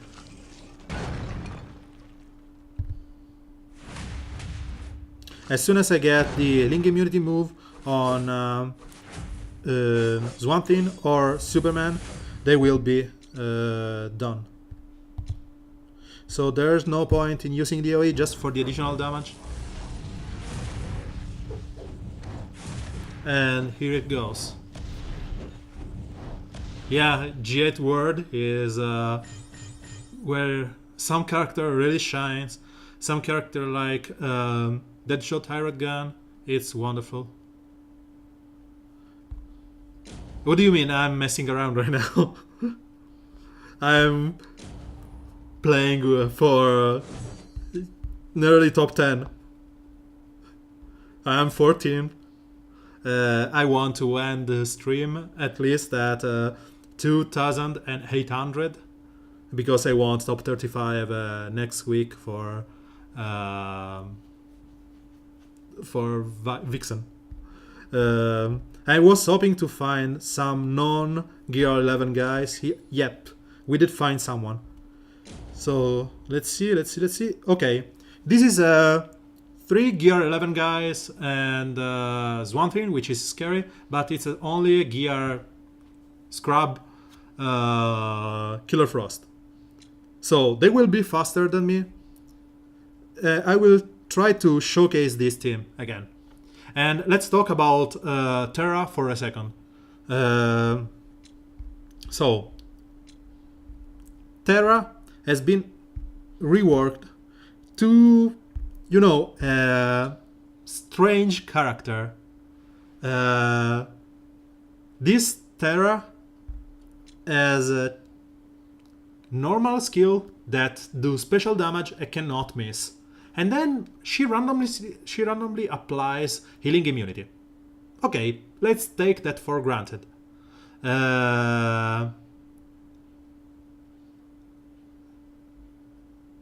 Oh, so you have some buffers? Yeah, Michael, I will test the compo in a second. I see 0 dropped frames. Strange. Michael, Georgi, Barbarian, are you getting some, buffering issues or whatever? So let's keep going on Terra. She has a normal skill that cannot miss, and that's huge because if she gets enraged by Harlequin Majester, she cannot miss, and she will apply the healing immunity on the first skill. So that's wonderful. Then you have the second skill that applies some buff, random buff to the team. Shields, agility's up, hit chance up. So it's still on the plan on please don't have my team miss. And then she randomly gives stun immunity. Why? I don't know why. Then the third skill is the you know, keep with the theme of you cannot miss my attack, giving evasion down to the opponents. I don't know if they changed the lasting of those 2 evasion down, because they used to last for 2 turns, if I'm correct. And you have the chance to proc it twice if someone on the opposing team is silenced, or with a, you know, higher chance. And I don't understand why this move is, because you have to, she doesn't apply silence, so you have to bring one more character to benefit from that. And there are so few silencer here at the moment in the game that this chance, I don't know why they introduced it. Maybe it's someone for the next months. It's strange. And then she has this skill that when she uses the meltdown, she applies shields to their team. She purges debuffs from herself. It's, you know, some some strange skill because it's based on her being low on health, and she can damage like she used to her own team. And then there's this undead proc that gives debuffs immunity and agilities up to random ally when she dies. Sì, yeah. I was saying sì. I'm sorry, it's Italian. They are all nice skills, but I don't get her point. She seems to do so many things on her own and just not do anything which is bonkers. You know, you have some guys like, let's say, Reverse Flash here, which does turn meter down, still speeds up, gain speeds up, is a fast damaging guys, and so on. He can heal himself and whatever. But when you compare her with other support in the team, you have him, which is give some protection, like her shields, to the team. He can purge, and that's that. He still keeps giving protection and purges to her team. She does a lot of different things, and you may end up specializing her into a role. If you take another support role character here, you have purges, you have stuns, and you have more purges. He does just one thing. It just seems that Terra does a lot of things, and to be honest, I don't know where I want to, move her. If I want to, I think that this one should be the first skill. But again, on the other one, I'm not sure. This week will be Kid Flash week, so I will focus on Kid Flash, and next week will be Terra's. So during that week, I will get her to Gear 10. She is already Gear 8, and I will start using her skills and player, and I will be able to get her to L4, hopefully, because I will usually end up into top 100, and that's enough for me to get to her L4. And then I suppose that I will be able to tell her from experience if she is good. Gergi here is saying that she is kind of Dr. Fate, and seems like an on-point observation. But again, Fate does a lot of damage. I don't know how much high is her damage, and the Fate has the procs on the immune things that is one thing that it does so good. And then Big McClurge is saying he's confused about Kid Flash. And again, as I said before, Kid Flash seems like someone who counters himself so good, because he will steal up the speeds up from his opposing guy, he has the chance to buff up if an enemy has speed is up. So it's godly when on the other side there are speedsters. Sounds like to me the Savitar guy from the CW series, which used to stole Speed Force from other speedsters. I can get to the way they are going to build him, and gonna check limited of first. Yeah, I will do.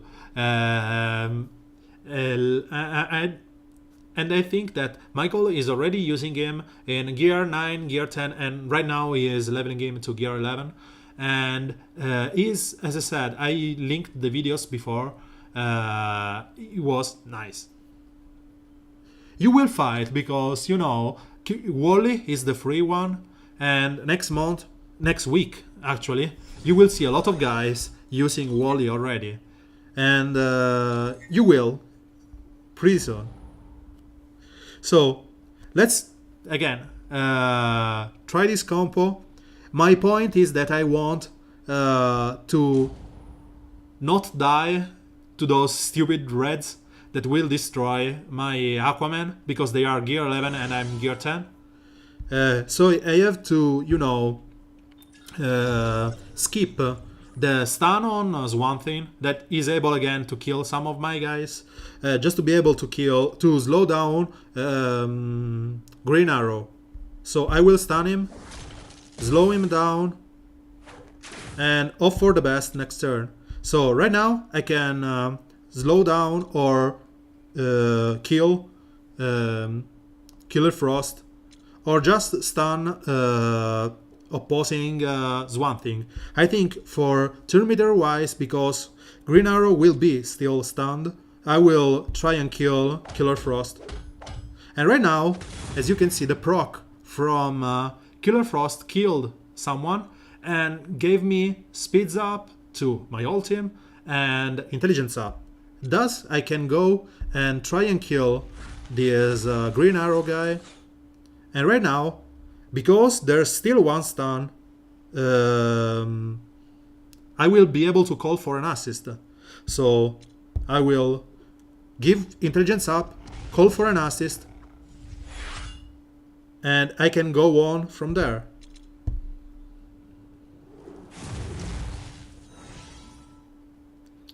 And there is no mending on him, so no auto attack because he's not mending. So the best thing here is to apply more bleeds on Green Arrow. And again, you want to remove the chance from Green Arrow of being used, so you keep stunning him as much as you can. And as you can see, I'm just attacking Green Arrow on and on.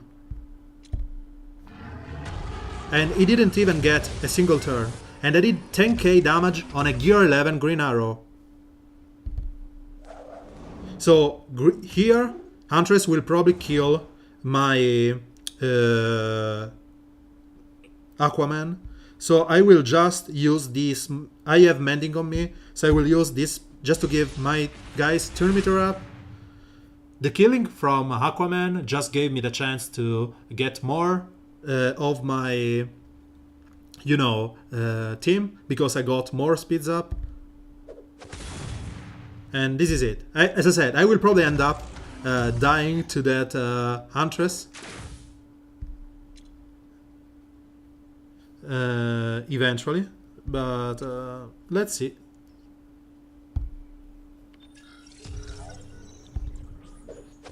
I wanted to go for the turn meter up on Killer Frost, because I want to reduce her 2 skill. What I noticed is that even if I miss my damage, she will stun anyway. I don't know why. This seems like a cannot miss move. And as you can see, the damaging from Grodd first is huge.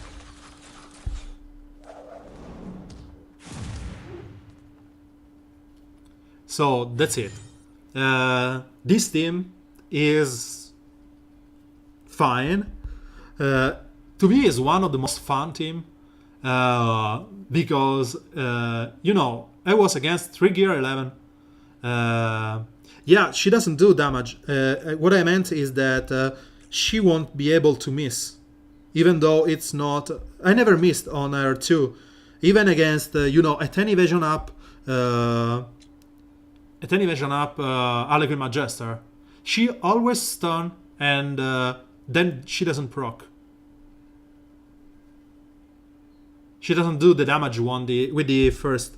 When she stuns and she attacks with the Ice Spear, the stun will stick while the damage won't do anything. The damage from the Ice Spear. This was I was talking about. And if you are leveling up your Killer Frost, don't bother with this skill. You just need just the legendary points. It's the best legendary points you can have on her. Her order is 4, 2, 5, and then probably 1.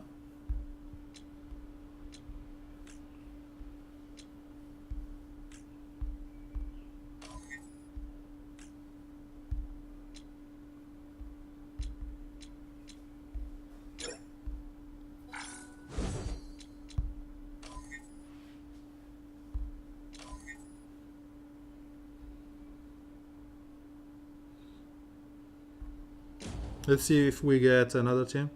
So this is, I think, is an alliance team, and again they have 2 good reds that can kill my Aquaman. So Constantine Lead, Croc, Banshee, TDK, Batman. Banshee and TDK are gear 10 and gear 9. I will try.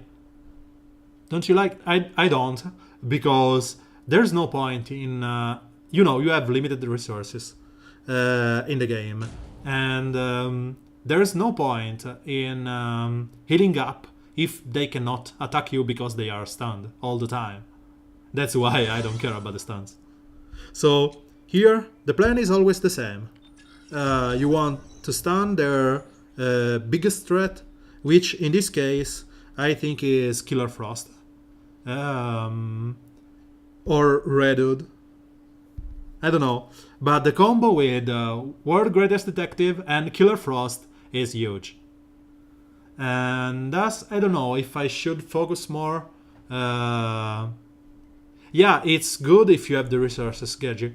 I don't have those kind of resources. In fact, my, you know, guys are under-ringed, under-geared, whatever. But eventually you want that heal.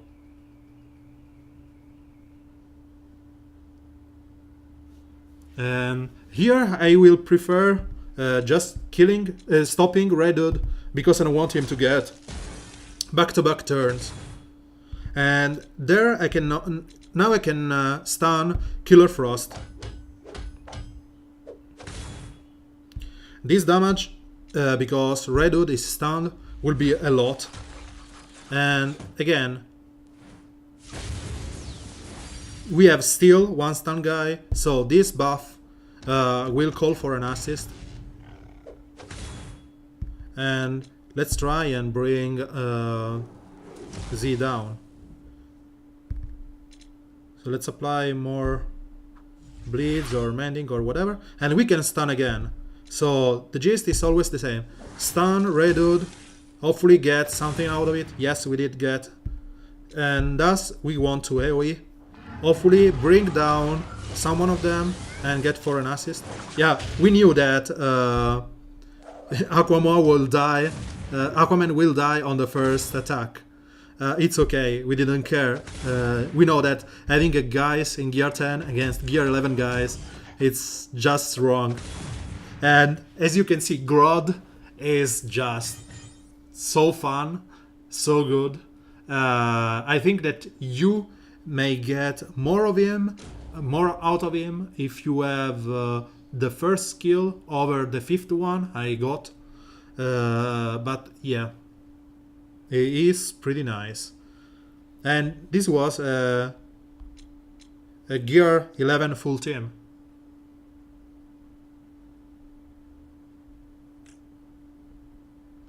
I'm just yeah, Grodd is good, and to be honest, that's what I was saying before, Ogre.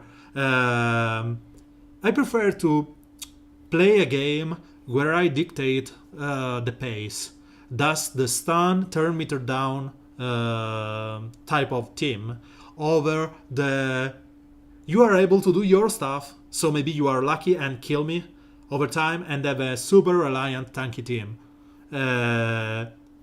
What kind of, sustain team you were thinking about? With Mira, Clayface, or stuff like that? Or give me an example so I can say. And the other team we were talking about, if could have been an idea, was... so this is the Gurgi one. I will try and test it before I cancel the team and show the turn meter down one. So let's go against Laura Summer is playable. Nope.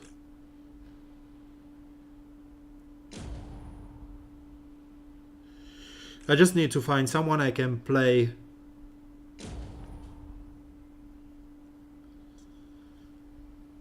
Okay. Oh, Starfire. The issue with that team is that there are 3 guys that I don't like. The other one, on the other hand, Scarecrow, Constantine, but beyond the Black Canary,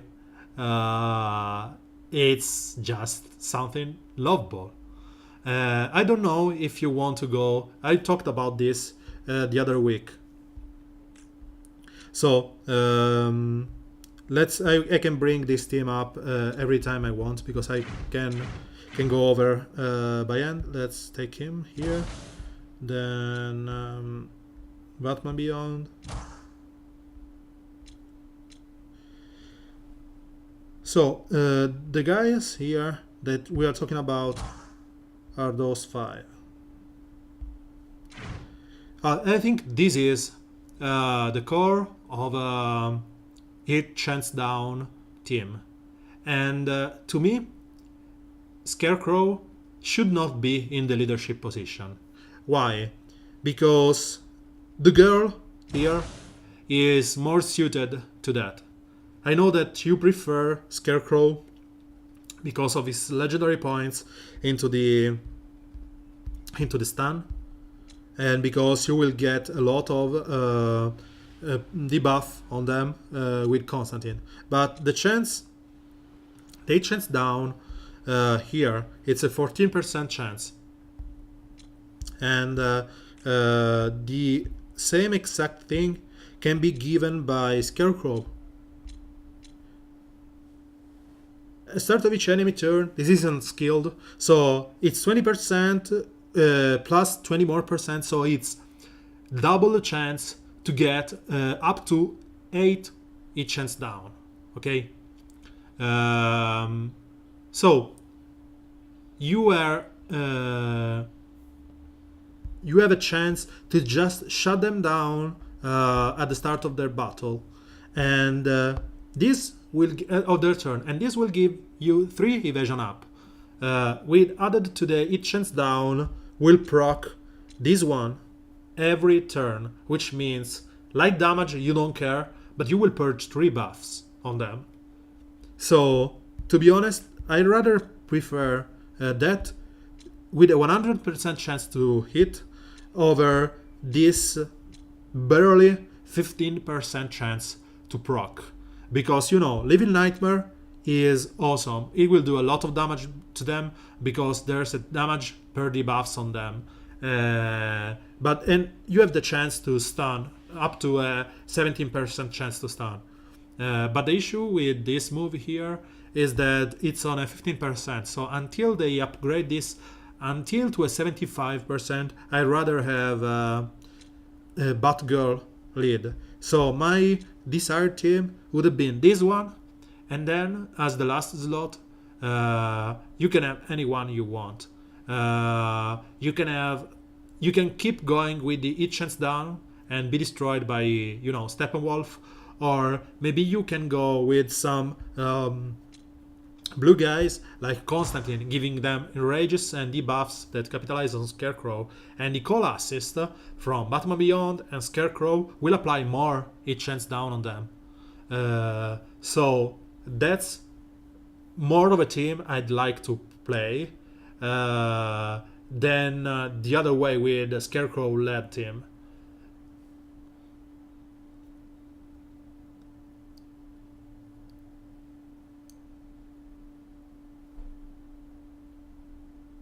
Yeah, even Mirror Master can go down because of TM down and speeds down. But you know where my Mirror Master is, right?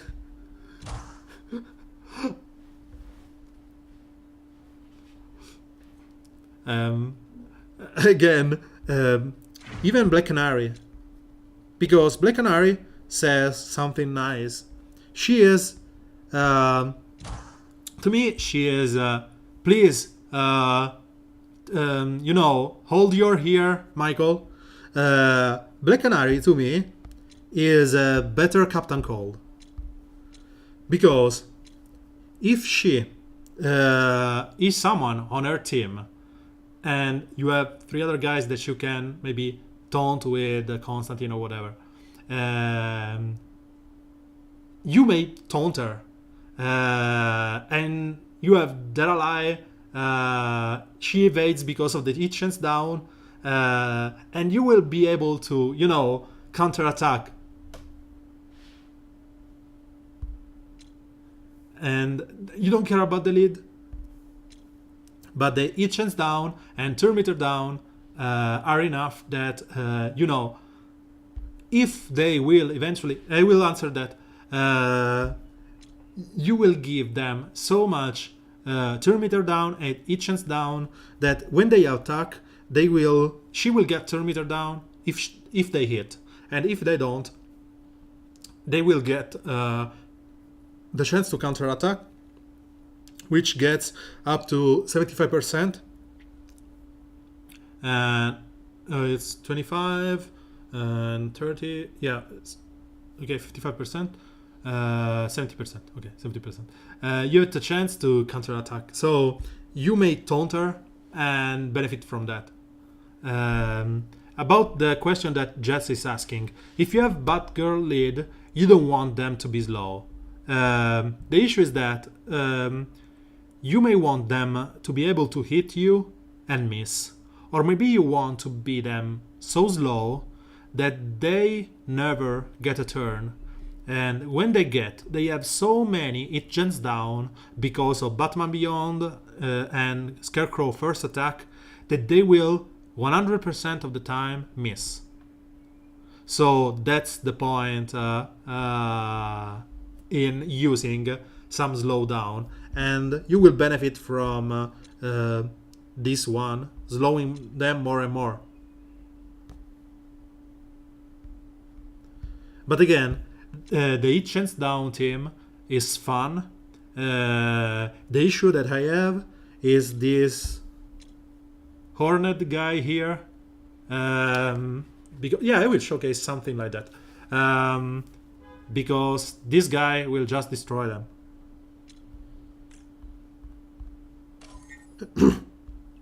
But we don't care about defense.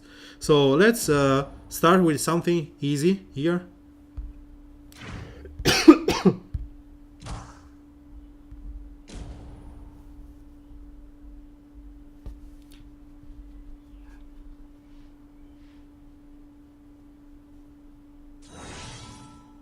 So as you can see, and the fact that the first skill doesn't do any damage, it's good. So you want to apply the hit chance down here. Let's say we go for Killer Frost. We'll probably kill her. Yep. And thus you want to taunt up someone. In this case I went for Batman Beyond. And remember that his first can attack 2 times. So if you call for an assist, I didn't even put the chance the legendary points on Scarecrow. And as you may have noticed, she did get the additional hit chance down at the start of their turn. This was a Gear 10 team. Nothing to brag about.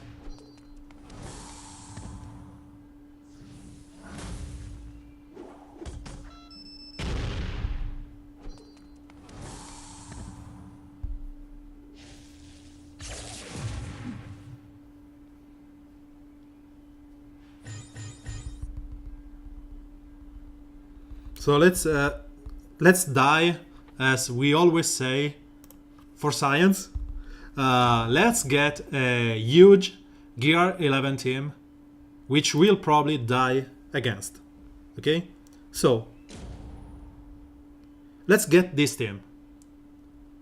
This team is a nightmare. We all know that I hate Harley Quinn Magister, and they have Power Girl that will destroy us. Okay? We don't care about the points. We are in top 10 and I will recover those points I lose.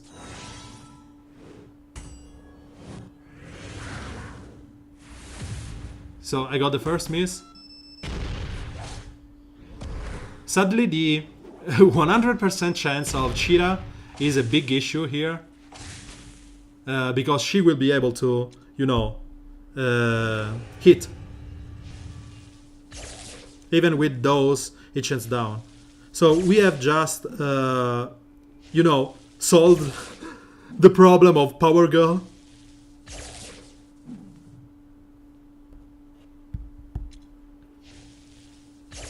I should have attacked on Harley Quinn Magister, I suppose. So let's just keep applying the hit chance down on him.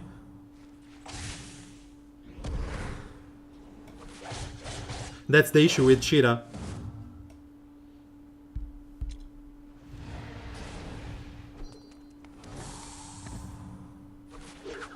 Yeah, the issue with you know, let's fight against him without the stupid Harley Quinn Magister.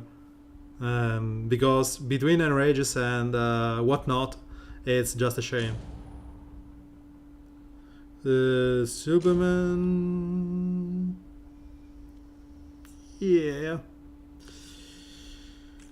And let's find someone that we are not horribly... Okay. So, this one... it's scary, because Power Girl will just destroy us. Etrigan is able to kill us in a fell swoop.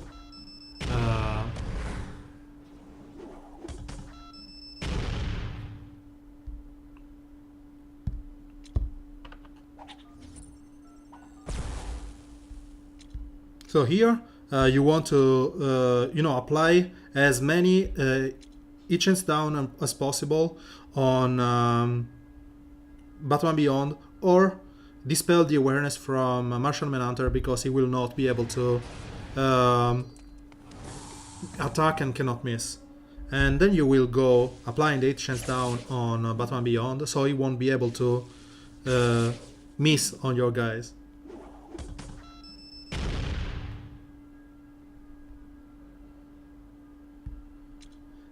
And let's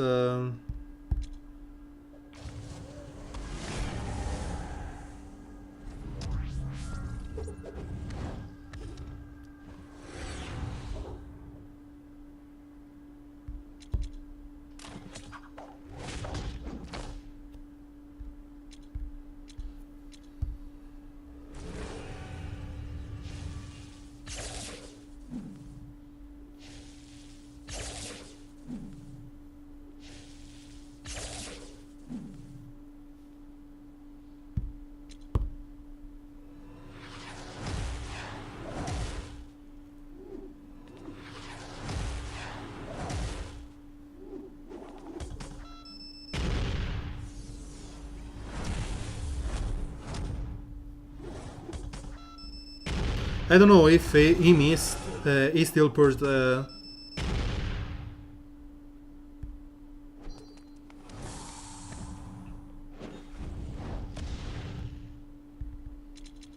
So the agent's down here, last one turn. I need to apply more or die in the process.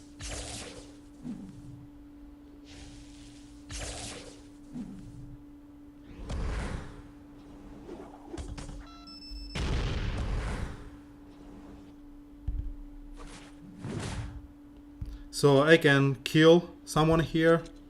Let's try in killing Power Girl.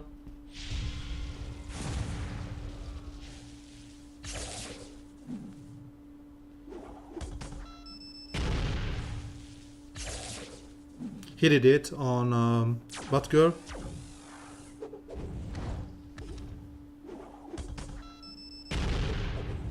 And he did it on the second turn.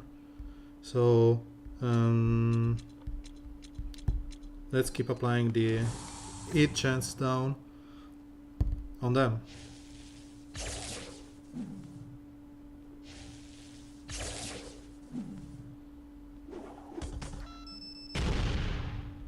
And here I want to, you know, purge that buff. Let's call an assist on him. So if we get some, yeah, the wrong one. We wanted to get some, we want to have Hedrigan with as many hit chance down as possible. Because he is the scariest thing here.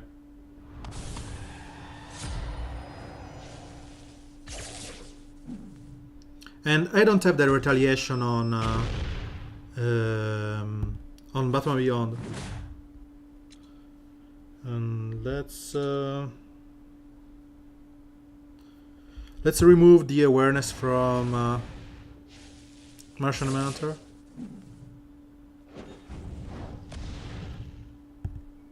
And let's keep Batman Beyond.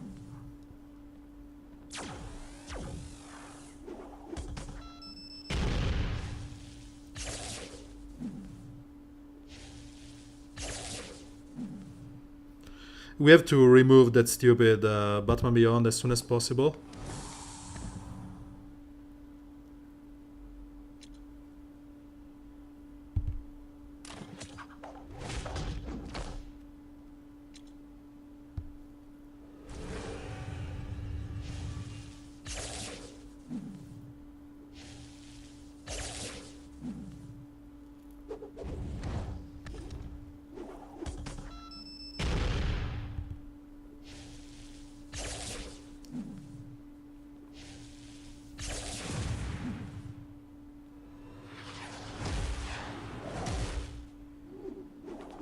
And remember that my Batgirl has no skill point allocated.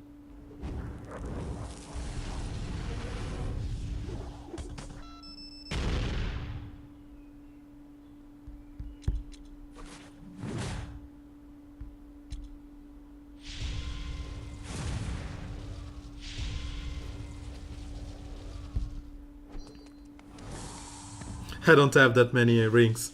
I have to, you know, choose which one to use first.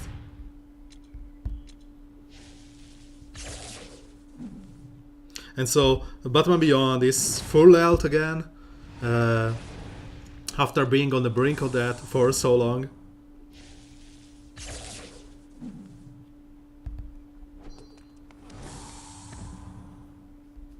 I could have killed him, I suppose. Well, that's not the point.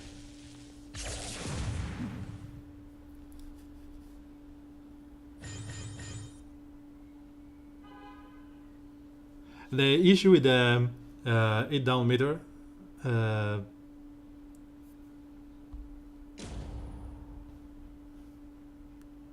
so let's go. So Ogre is saying I am playing this wrongly, and I agree, because he's saying if you go invisible with this one, you will have a higher chance to get that, you know, proc hit more. But I prefer to have, you know, 100% chance to be applying wherever I wanted instead of hoping for this. And again, I didn't have the full skill here. I just didn't even get to max point here, as you can see. So it's just 30%. And I didn't even apply my points. And while Batman Beyond, Batgirl is gear 9 with 1 point in everything.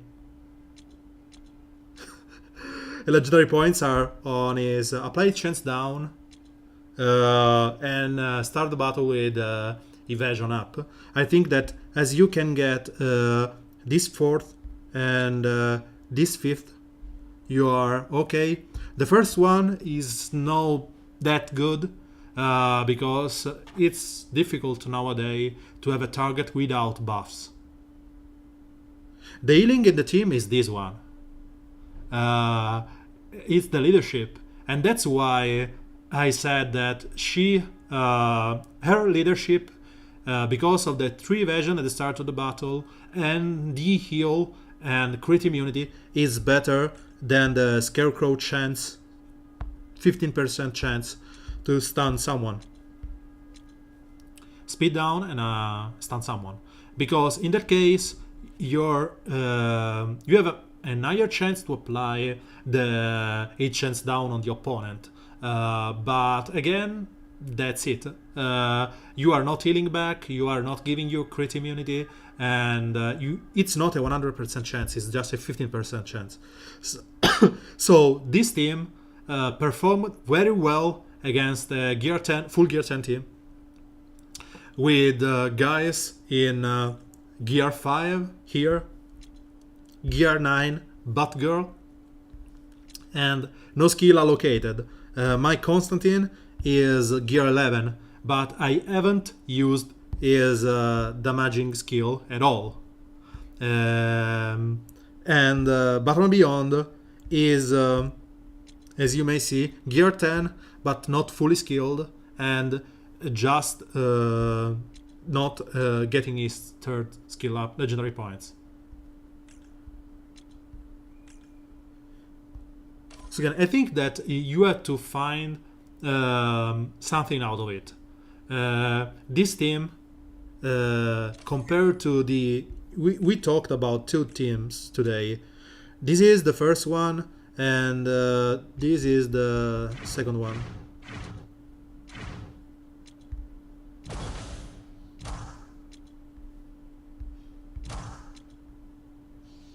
The 4th spot in this team is as you wish. But okay. So we have one team that has like a 100% chance and an higher reliability around him, because the stun are 100% chance. You have ways to apply some damage in the form of bleeds and AoEs and random attacks from Killer Frost, which procs from everyone. While these other teams, let's say you have all them at the same gear level and legendary level, this one is more lean towards not being hit. And you have to consider that as my guys are not skilled enough, this team did no damage at all. But Batgirl 3 does a lot of damage. She was able to kill one overhealed Hetrigan in gear 11 on turn 1. And Scarecrow, sorry, I did touch for... And Scarecrow can stun and apply AoE, turn meter down. So I think that at gear 10, full gear 10, and fully skilled, those 2 teams are, comparable. The difference here is that you prefer to have some kind of, more sure composition compared to the I hope that you don't miss. Both teams are countered 100% of the time by some character. This one is countered by Silver Banshee, which is a freebie, POT, which is a free-to-play allowable character. POT, Wonder Woman, Princess of Themyscira, will apply debuff immunity. So you won't stun them, you won't bleed them, you won't do anything to them. And to a point, you will get countered with POT by this team, because if they are debuff immune, you won't get any chance to apply the hit chance down on them. And that's one part of the issue, POT. And in both teams, you don't have good ways to, disable or kill her quick enough. To be honest, in this team, you may say that if you call an assist with Constantine and you get Batgirl, you maybe have an edge over this one, where you have to speed up your Killer Frost, stun her, hope that the stun isn't moved on your team, and so on. So, again, they can be countered pretty easily with the all-growing buff immunity and stun immunity. And this team, on the other hand, it's countered by Steppenwolf, or, as you have shown in the other match, by character that has cannot miss move. Should install. She won't have passive.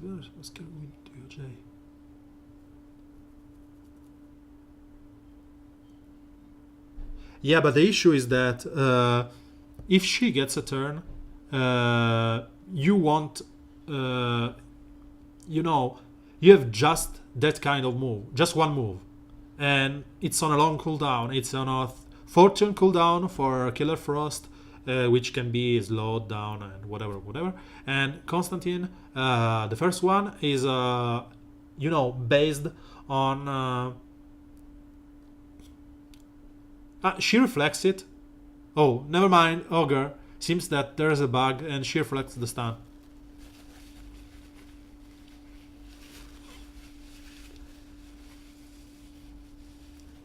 I think it's not the damage. It's the if she gets a debuff, she will. Is this one? When taking damage, transmits buff from Wonder Woman to a random enemy. I don't know why.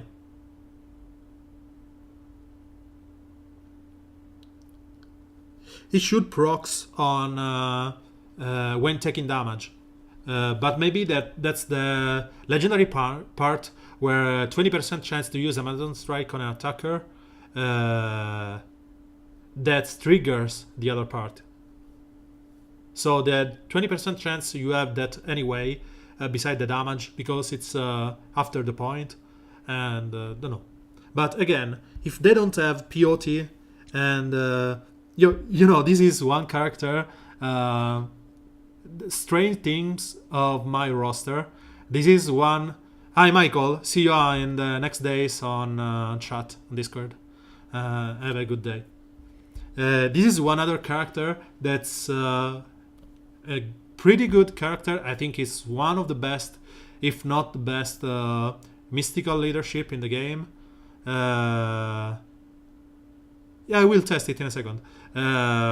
It's, if not the best blue leadership in the game. To be honest, I prefer Constantine, but anyway. And she's just gear 10.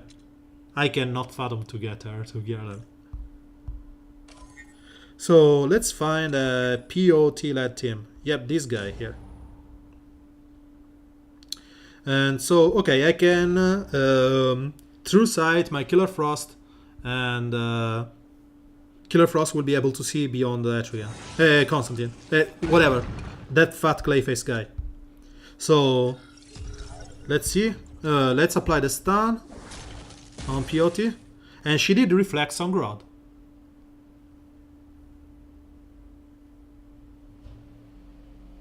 So, it's like Gergi said.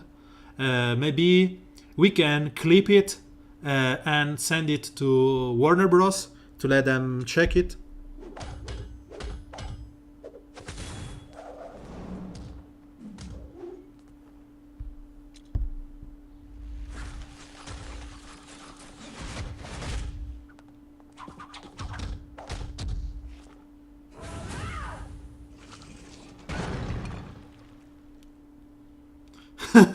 No, they have to nerf her.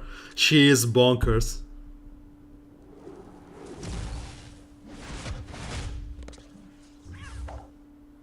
So let's... I cannot do anything. Let's just apply some blades on POT. Bye bye pot. So no one is stunned here. Let's just use the 3.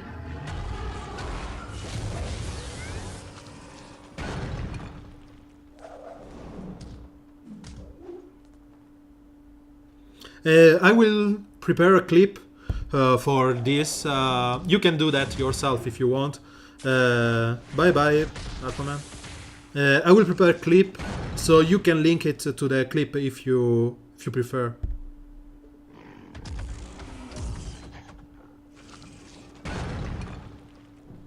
So let's give turn meter up to her. The stun on Batman should kill him on the next turn. Bye bye Batman. And again, Aquaman is probably my next Gear 11 blue. There are so many blue guys that I want to level up. Vixen is one, Aquaman is one. Just I will do the clip. You can do that in a second. I will. The stream will be over in 20ish, so I will do that after the stream. Just no need to waste time right now. So, good question. Clayface is an annoying character, but because he has a chance to always revive himself. When he dies, when he reaches 0 HP, he has a chance to apply a light heal on himself. You don't want this skill leveled up because you don't care about the amount of health that he gets back. So on himself, he has a 13% chance to revive, which can go on forever. And for every additional invisible character on the team, he gets 30% more. So he is usually paired with Robin and Red Robin, getting to a 19% chance to be invisible. And that's it. Basically, if you have the usual team with the full invisible guys, Red Robin, Swamp Thing, Hetrigan, whatever, he will just not die. So yeah, it's on either team, but I don't usually use any invisible guys.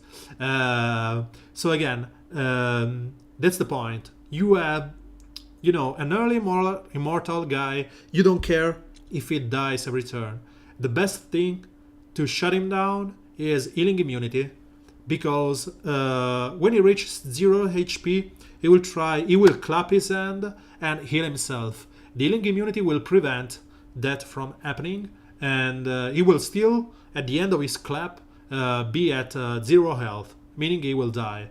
And this thing is the one that I did to prevent his bug, his well-known bug, where you win the game after killing him and you still lose. Because if you kill him with the healing immunity, the bug won't happen. And be noted that usually people get this 5th skill as one of the very first legendary points they get. This should be the 3rd one. Because he will purge the negative immunities on the start of his turn. So the bleeds and the negative immunities, healing immunity or stun or whatever, will be purged. Stun, it's not an immunity. Stun immunity I was talking about. Again, it's not a negative. He will purge those. So bear that in mind. Be mindful with your timing.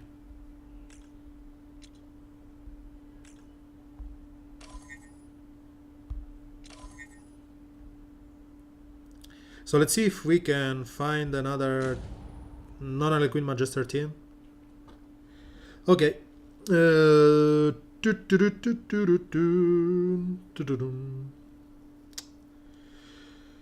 This will be a slaughter, but anyway. Why this will be a slaughter? Because my Killer Frost is Gear 10, And they have Harlequin Magister on the other side. So bye bye team. The OJ will probably kill anyone with that OE.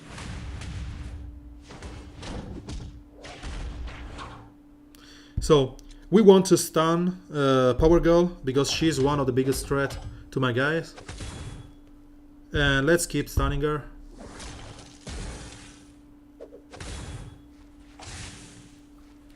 And then we will call an assist on Gorilla Grodd because she's stunned, giving everyone with the turn meter up.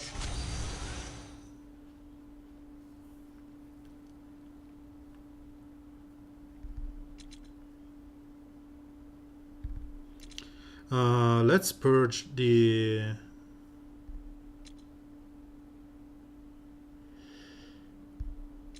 Let's try and kill Harlequin Magister. Close. This will do no damage at all.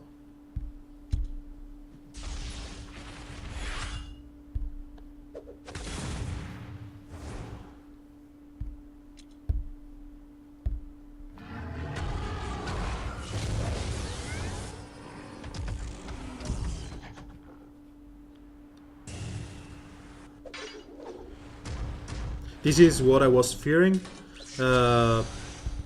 My team being obliterated by that stupid 3 from the OJ. And if I could have stalled all those intelligence up, you know what would have happened on the next turn. I didn't even crit here.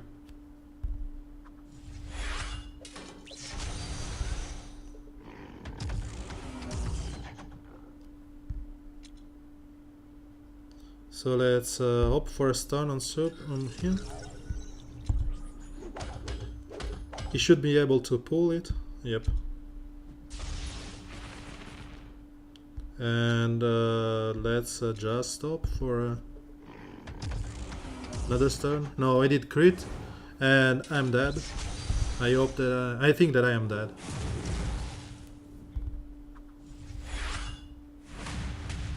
Hi, Hollywood.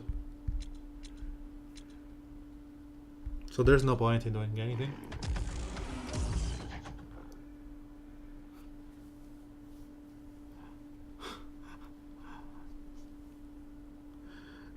Again, there's nothing to do here besides hoping for the best and the stuns.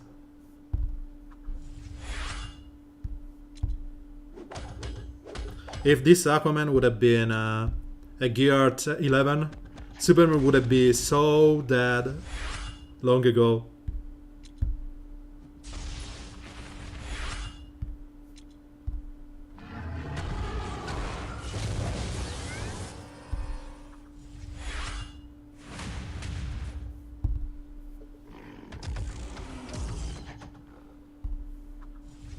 We have to take our time. Now there's no point in going on here because in gear 11 he will heal more than I will. So again, you've seen how this team goes, even against a very good gear 11 team with Harlequin Magister, POT, and Superman and DOJ. So I suppose that there's nothing more to brag about the team. What am I? I'm 13. So, yep.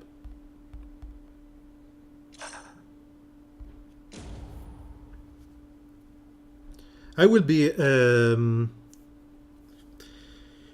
a degree, yeah, there's nothing, yeah, that's the point. I will be able to stream after dinner, so maybe in 2 hours from now. If there's enough people interested in it. So if you want me to stream after that, please say that in chat. I will try to oblige. If not, I will stay with my girlfriend. So it's okay. I want the buff here because Killer Frost with TDK. Probably she can stun on Equalizer. Yeah, the issue with my TDK is that it's gear 9, I suppose. So you will die from any, you know, laugh from DOJ.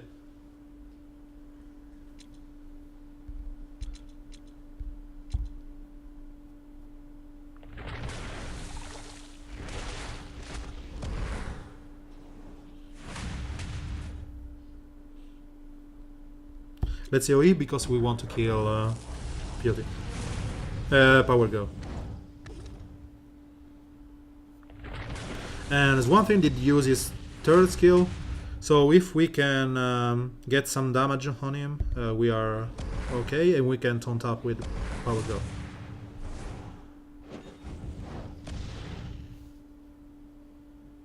Oh, so I don't want to steal your spot. If you want to stream at the time, I will leave it to you. Don't worry.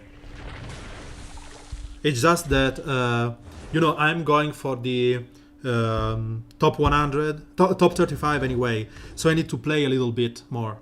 And if people are interested in it, I will prefer to do that online instead of going for the, you know, play on yourself on your coach. Oh, it's okay. I will watch you. I will play from the couch and watch you on the iPad probably, or probably the missus will, you know, hate me and stuff like that. And as I said, it would have been a shorter stream because tomorrow I have an early, you know, an early shift, which means that even if I stream, it would have been for a couple of hours. So that's it. Just enough to get, yeah, sometimes she will. So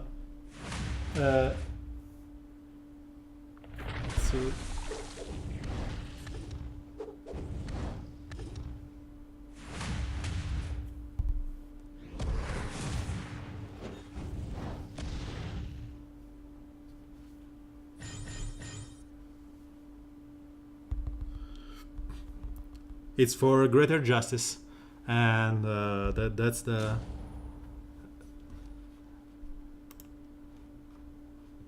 Give me 1 second. I will do one thing.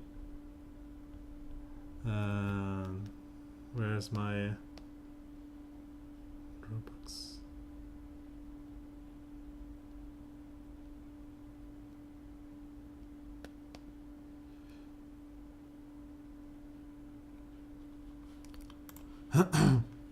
So let's kill those guys that made it hard for us before.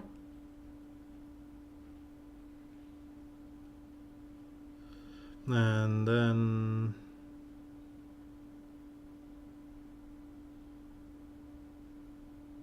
Starbucks.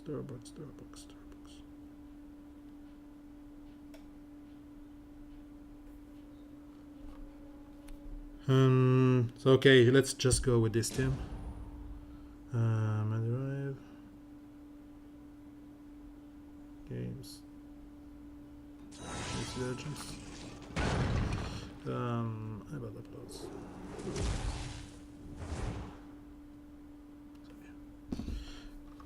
So let's sorry, I was, you know, doing something on the side. I will be talking probably in a second.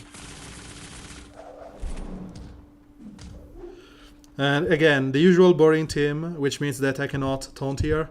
But again, who cares? So I have the through sight, which I can leverage on the next turn. I want to buff up and hopefully be able to, you know, use it on Etrigan after he kills my Swamp Thing. Yeah! So I was trying to show you this because it's more interesting that the thing that is going on in the game right now.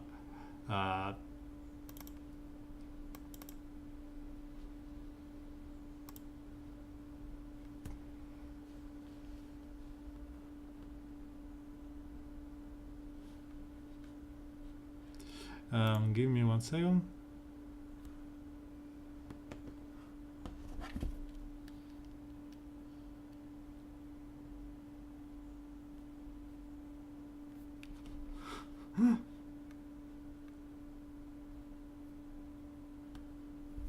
Okay, so let's try and...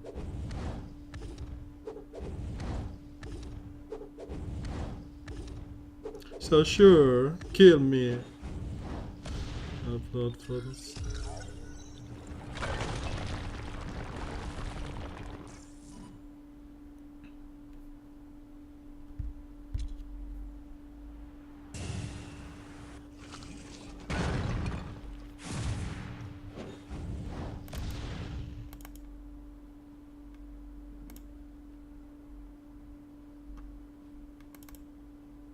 Okay, let's use this one. Okay.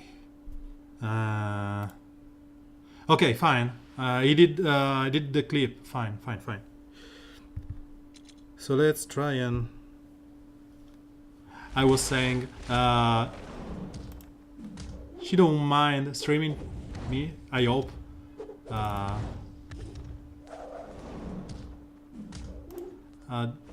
Save. Today she came to me with this thing, which is, I don't know, I cannot scale it. Random image. I don't know why it's so big. Let me scale it. And let's see if I can.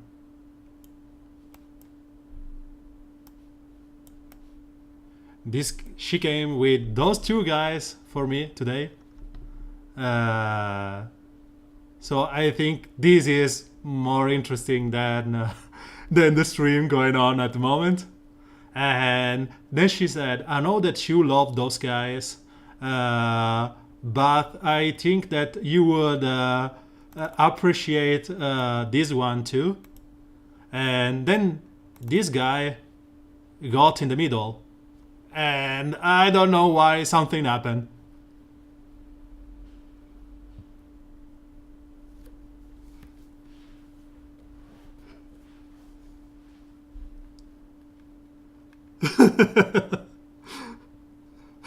Yeah, that fool is so crazy funny.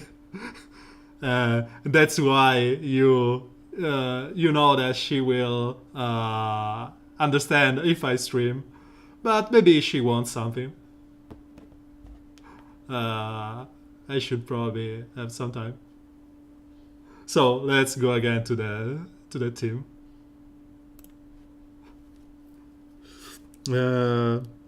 Let's try and kill Clayface, Adrian as soon as possible.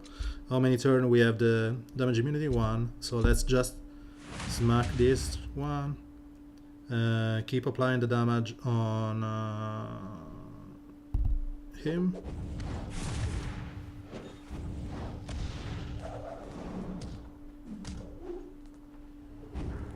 Yeah, sure, he will kill us one thing, I suppose. No, he didn't kill anything. So as soon as he has the true sight, so there's no point in using the taunt. Let's try and kill him with this one. Just give me a second. I will tell you in a second. I will ask her right now. I'll let you know.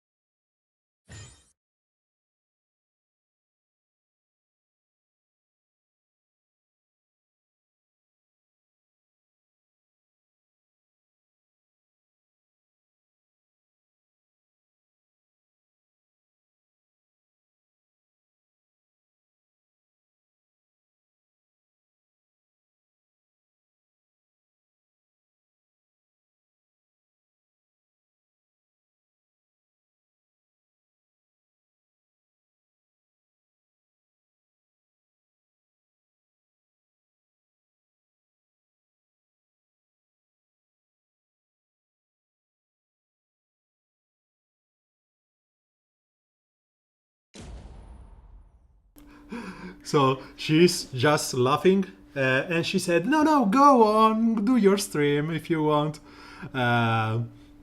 So I suppose that I can stream, but would be, let's say, more correct to her if I just stay with her this evening, and I will stream tomorrow at Reset. I will. And she's laughing at the moment. I'm rank 12.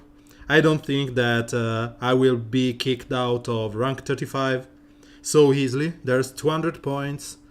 So if I play well, yeah, she would love to read what you have written. Lucky for me, she's not on Twitch right now. She's watching the first season of Jessica Jones, because she has to get on par with me. So let's see if we need to go into the other, PvP, or we just clear this board. So I will play this when I'm on my own. Let's clear this board, or at least the interesting fight. Do we still? This is the showdown arena. Okay. Right arena. So let's clear those 3 fights, and let's go from there. And again, this was the team that I was supposed to test for Gergi, but it's not that I need to test because he's using that and he is top 1. But the issue is that those 2 are gear 10, so I can only test it against those, scrubs, and there's no point. I'd rather end the point.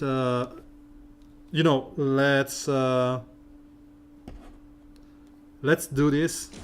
Clear this one with normal compo. Normal as in Steppenwolf, Power Girl, Superman, Adrian. And then I will probably call it a day. Ogre, how many hours from now are you going to stream, so I can sort up our dinner and our post dinner stuff to do?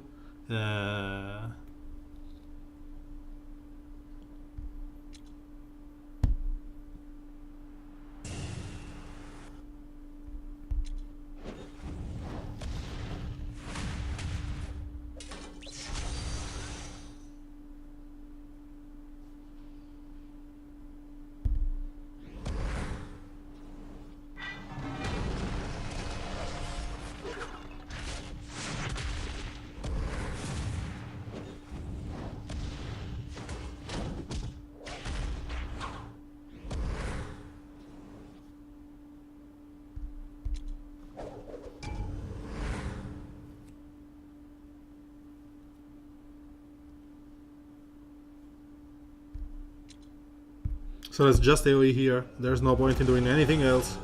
She will die on the next turn anyway.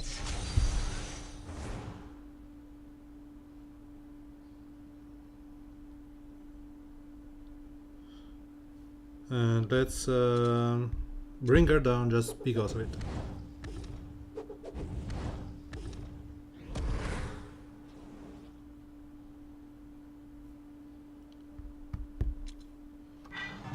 Okay, so I should be up in 2 hours, and I will keep an eye out around 1 hour and a half from now and see if you are online. You are on YouTube, right? Because usually the app will remind me when you are going live. Oh, it's okay.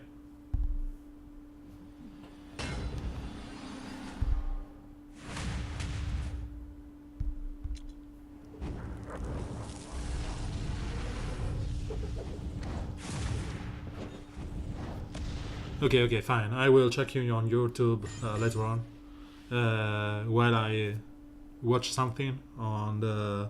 I will be on a low volume because I cannot get killed by her. But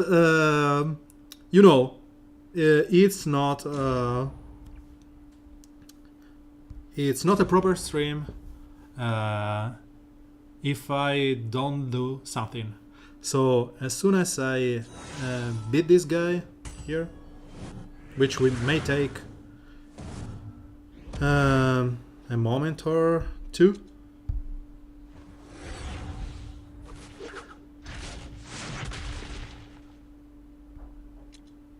I will do my usual.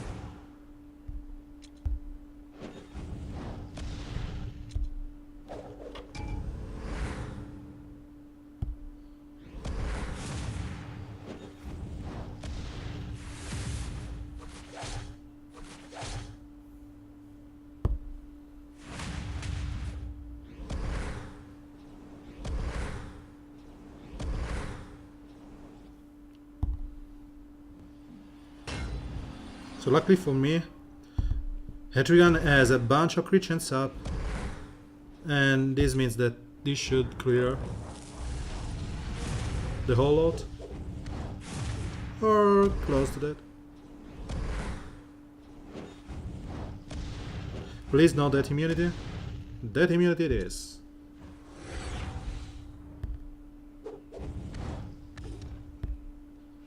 And she's dead.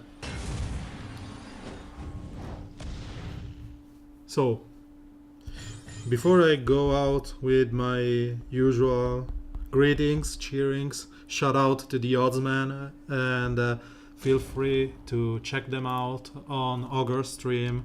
I need to have this bookmarked. Remember to check Ogre's stream after, in about 1 hour and a half, on this link as the Osman broadcast YouTube channel. There's no way I can go out without doing my usual namesake fight. So let's bring them some pain, or let's bring them some doom, which would be fitting.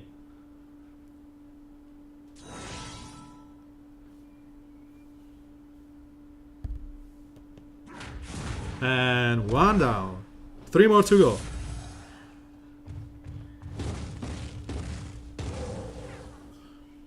Two more. And let's start Doom Quaking. 2 are dead. And how long this fight between immortals can go on, do you think? How many times will Grundy will rest? So let's see. I can go on and on and on and on forever with this Devastator because of the cooldowns. Sure, keep racing, man. And that's it. Oh, and Ogre did win the lottery. 3 times is a charm. He did rest 3 times.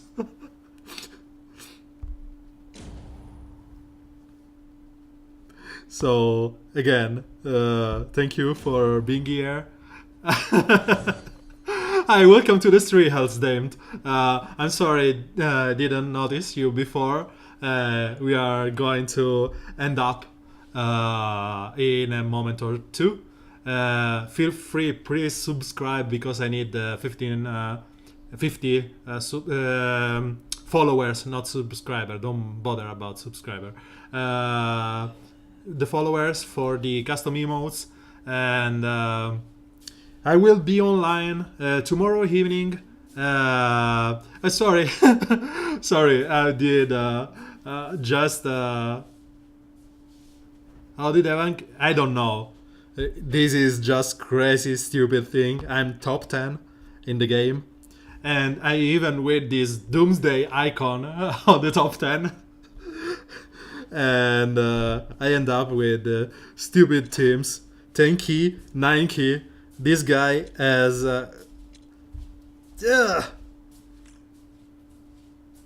to be honest, I just don't know what to say. I am happy when I find, I'm happy when I find Gurgi teams or 8-mail teams or other big guys team, because there's something when they are not the stupid random attack Robin or Enchantress team. it's fun to see them. But when I get those kind of teams, which is 9k team, what I have to do, what I'm supposed to do right now, just refresh the board and get a better one, or whatever. 2 low level point teams. I usually end up playing just with Doomsday. Ogre, bear with me another couple of minutes. I will just doom them with quickly, and then I will doze off.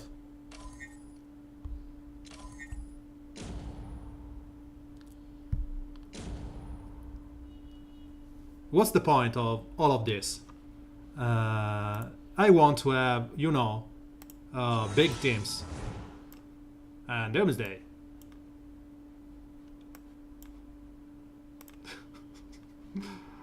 So let's do this properly.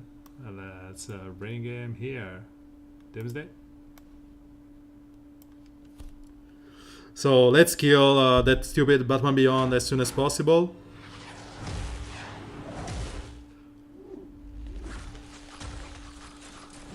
Oh, the little girl there wanted to stun me.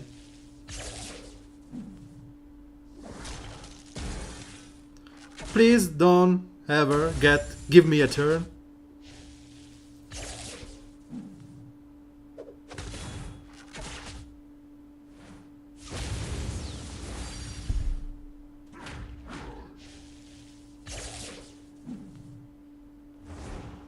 No, I won't.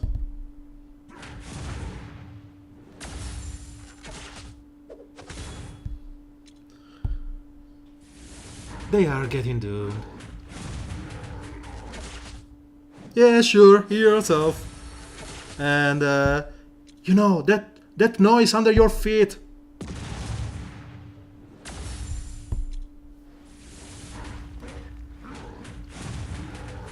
Yeah, close one.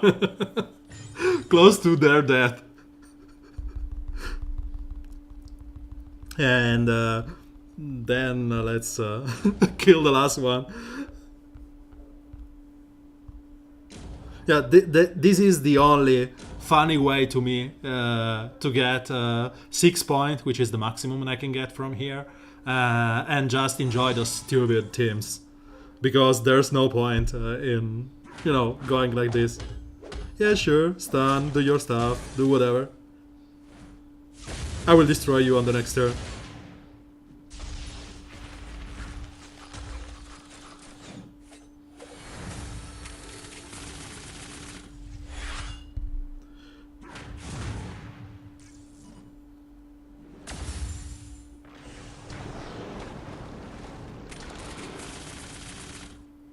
So let's start devastating them. One by one, they will die. One by one.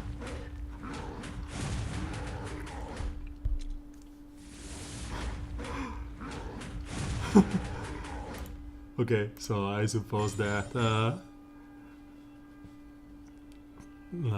thank you for the follow, Hells. I need to set up my Twitch alert. Soon enough, I will do that. So, again, thank you for being here. Thank you for watching the stream. I hope that you enjoyed. I will leave you with Ogres in an hour right now, I suppose. Be sure to check him. It's a funny guy. He uses one of the best compo, in my opinion, which are the bleed teams, and he's starting to play some more compositions. So, then check Ogre, and you will love Chemo, because he's one of the guys that he uses Chemo with success.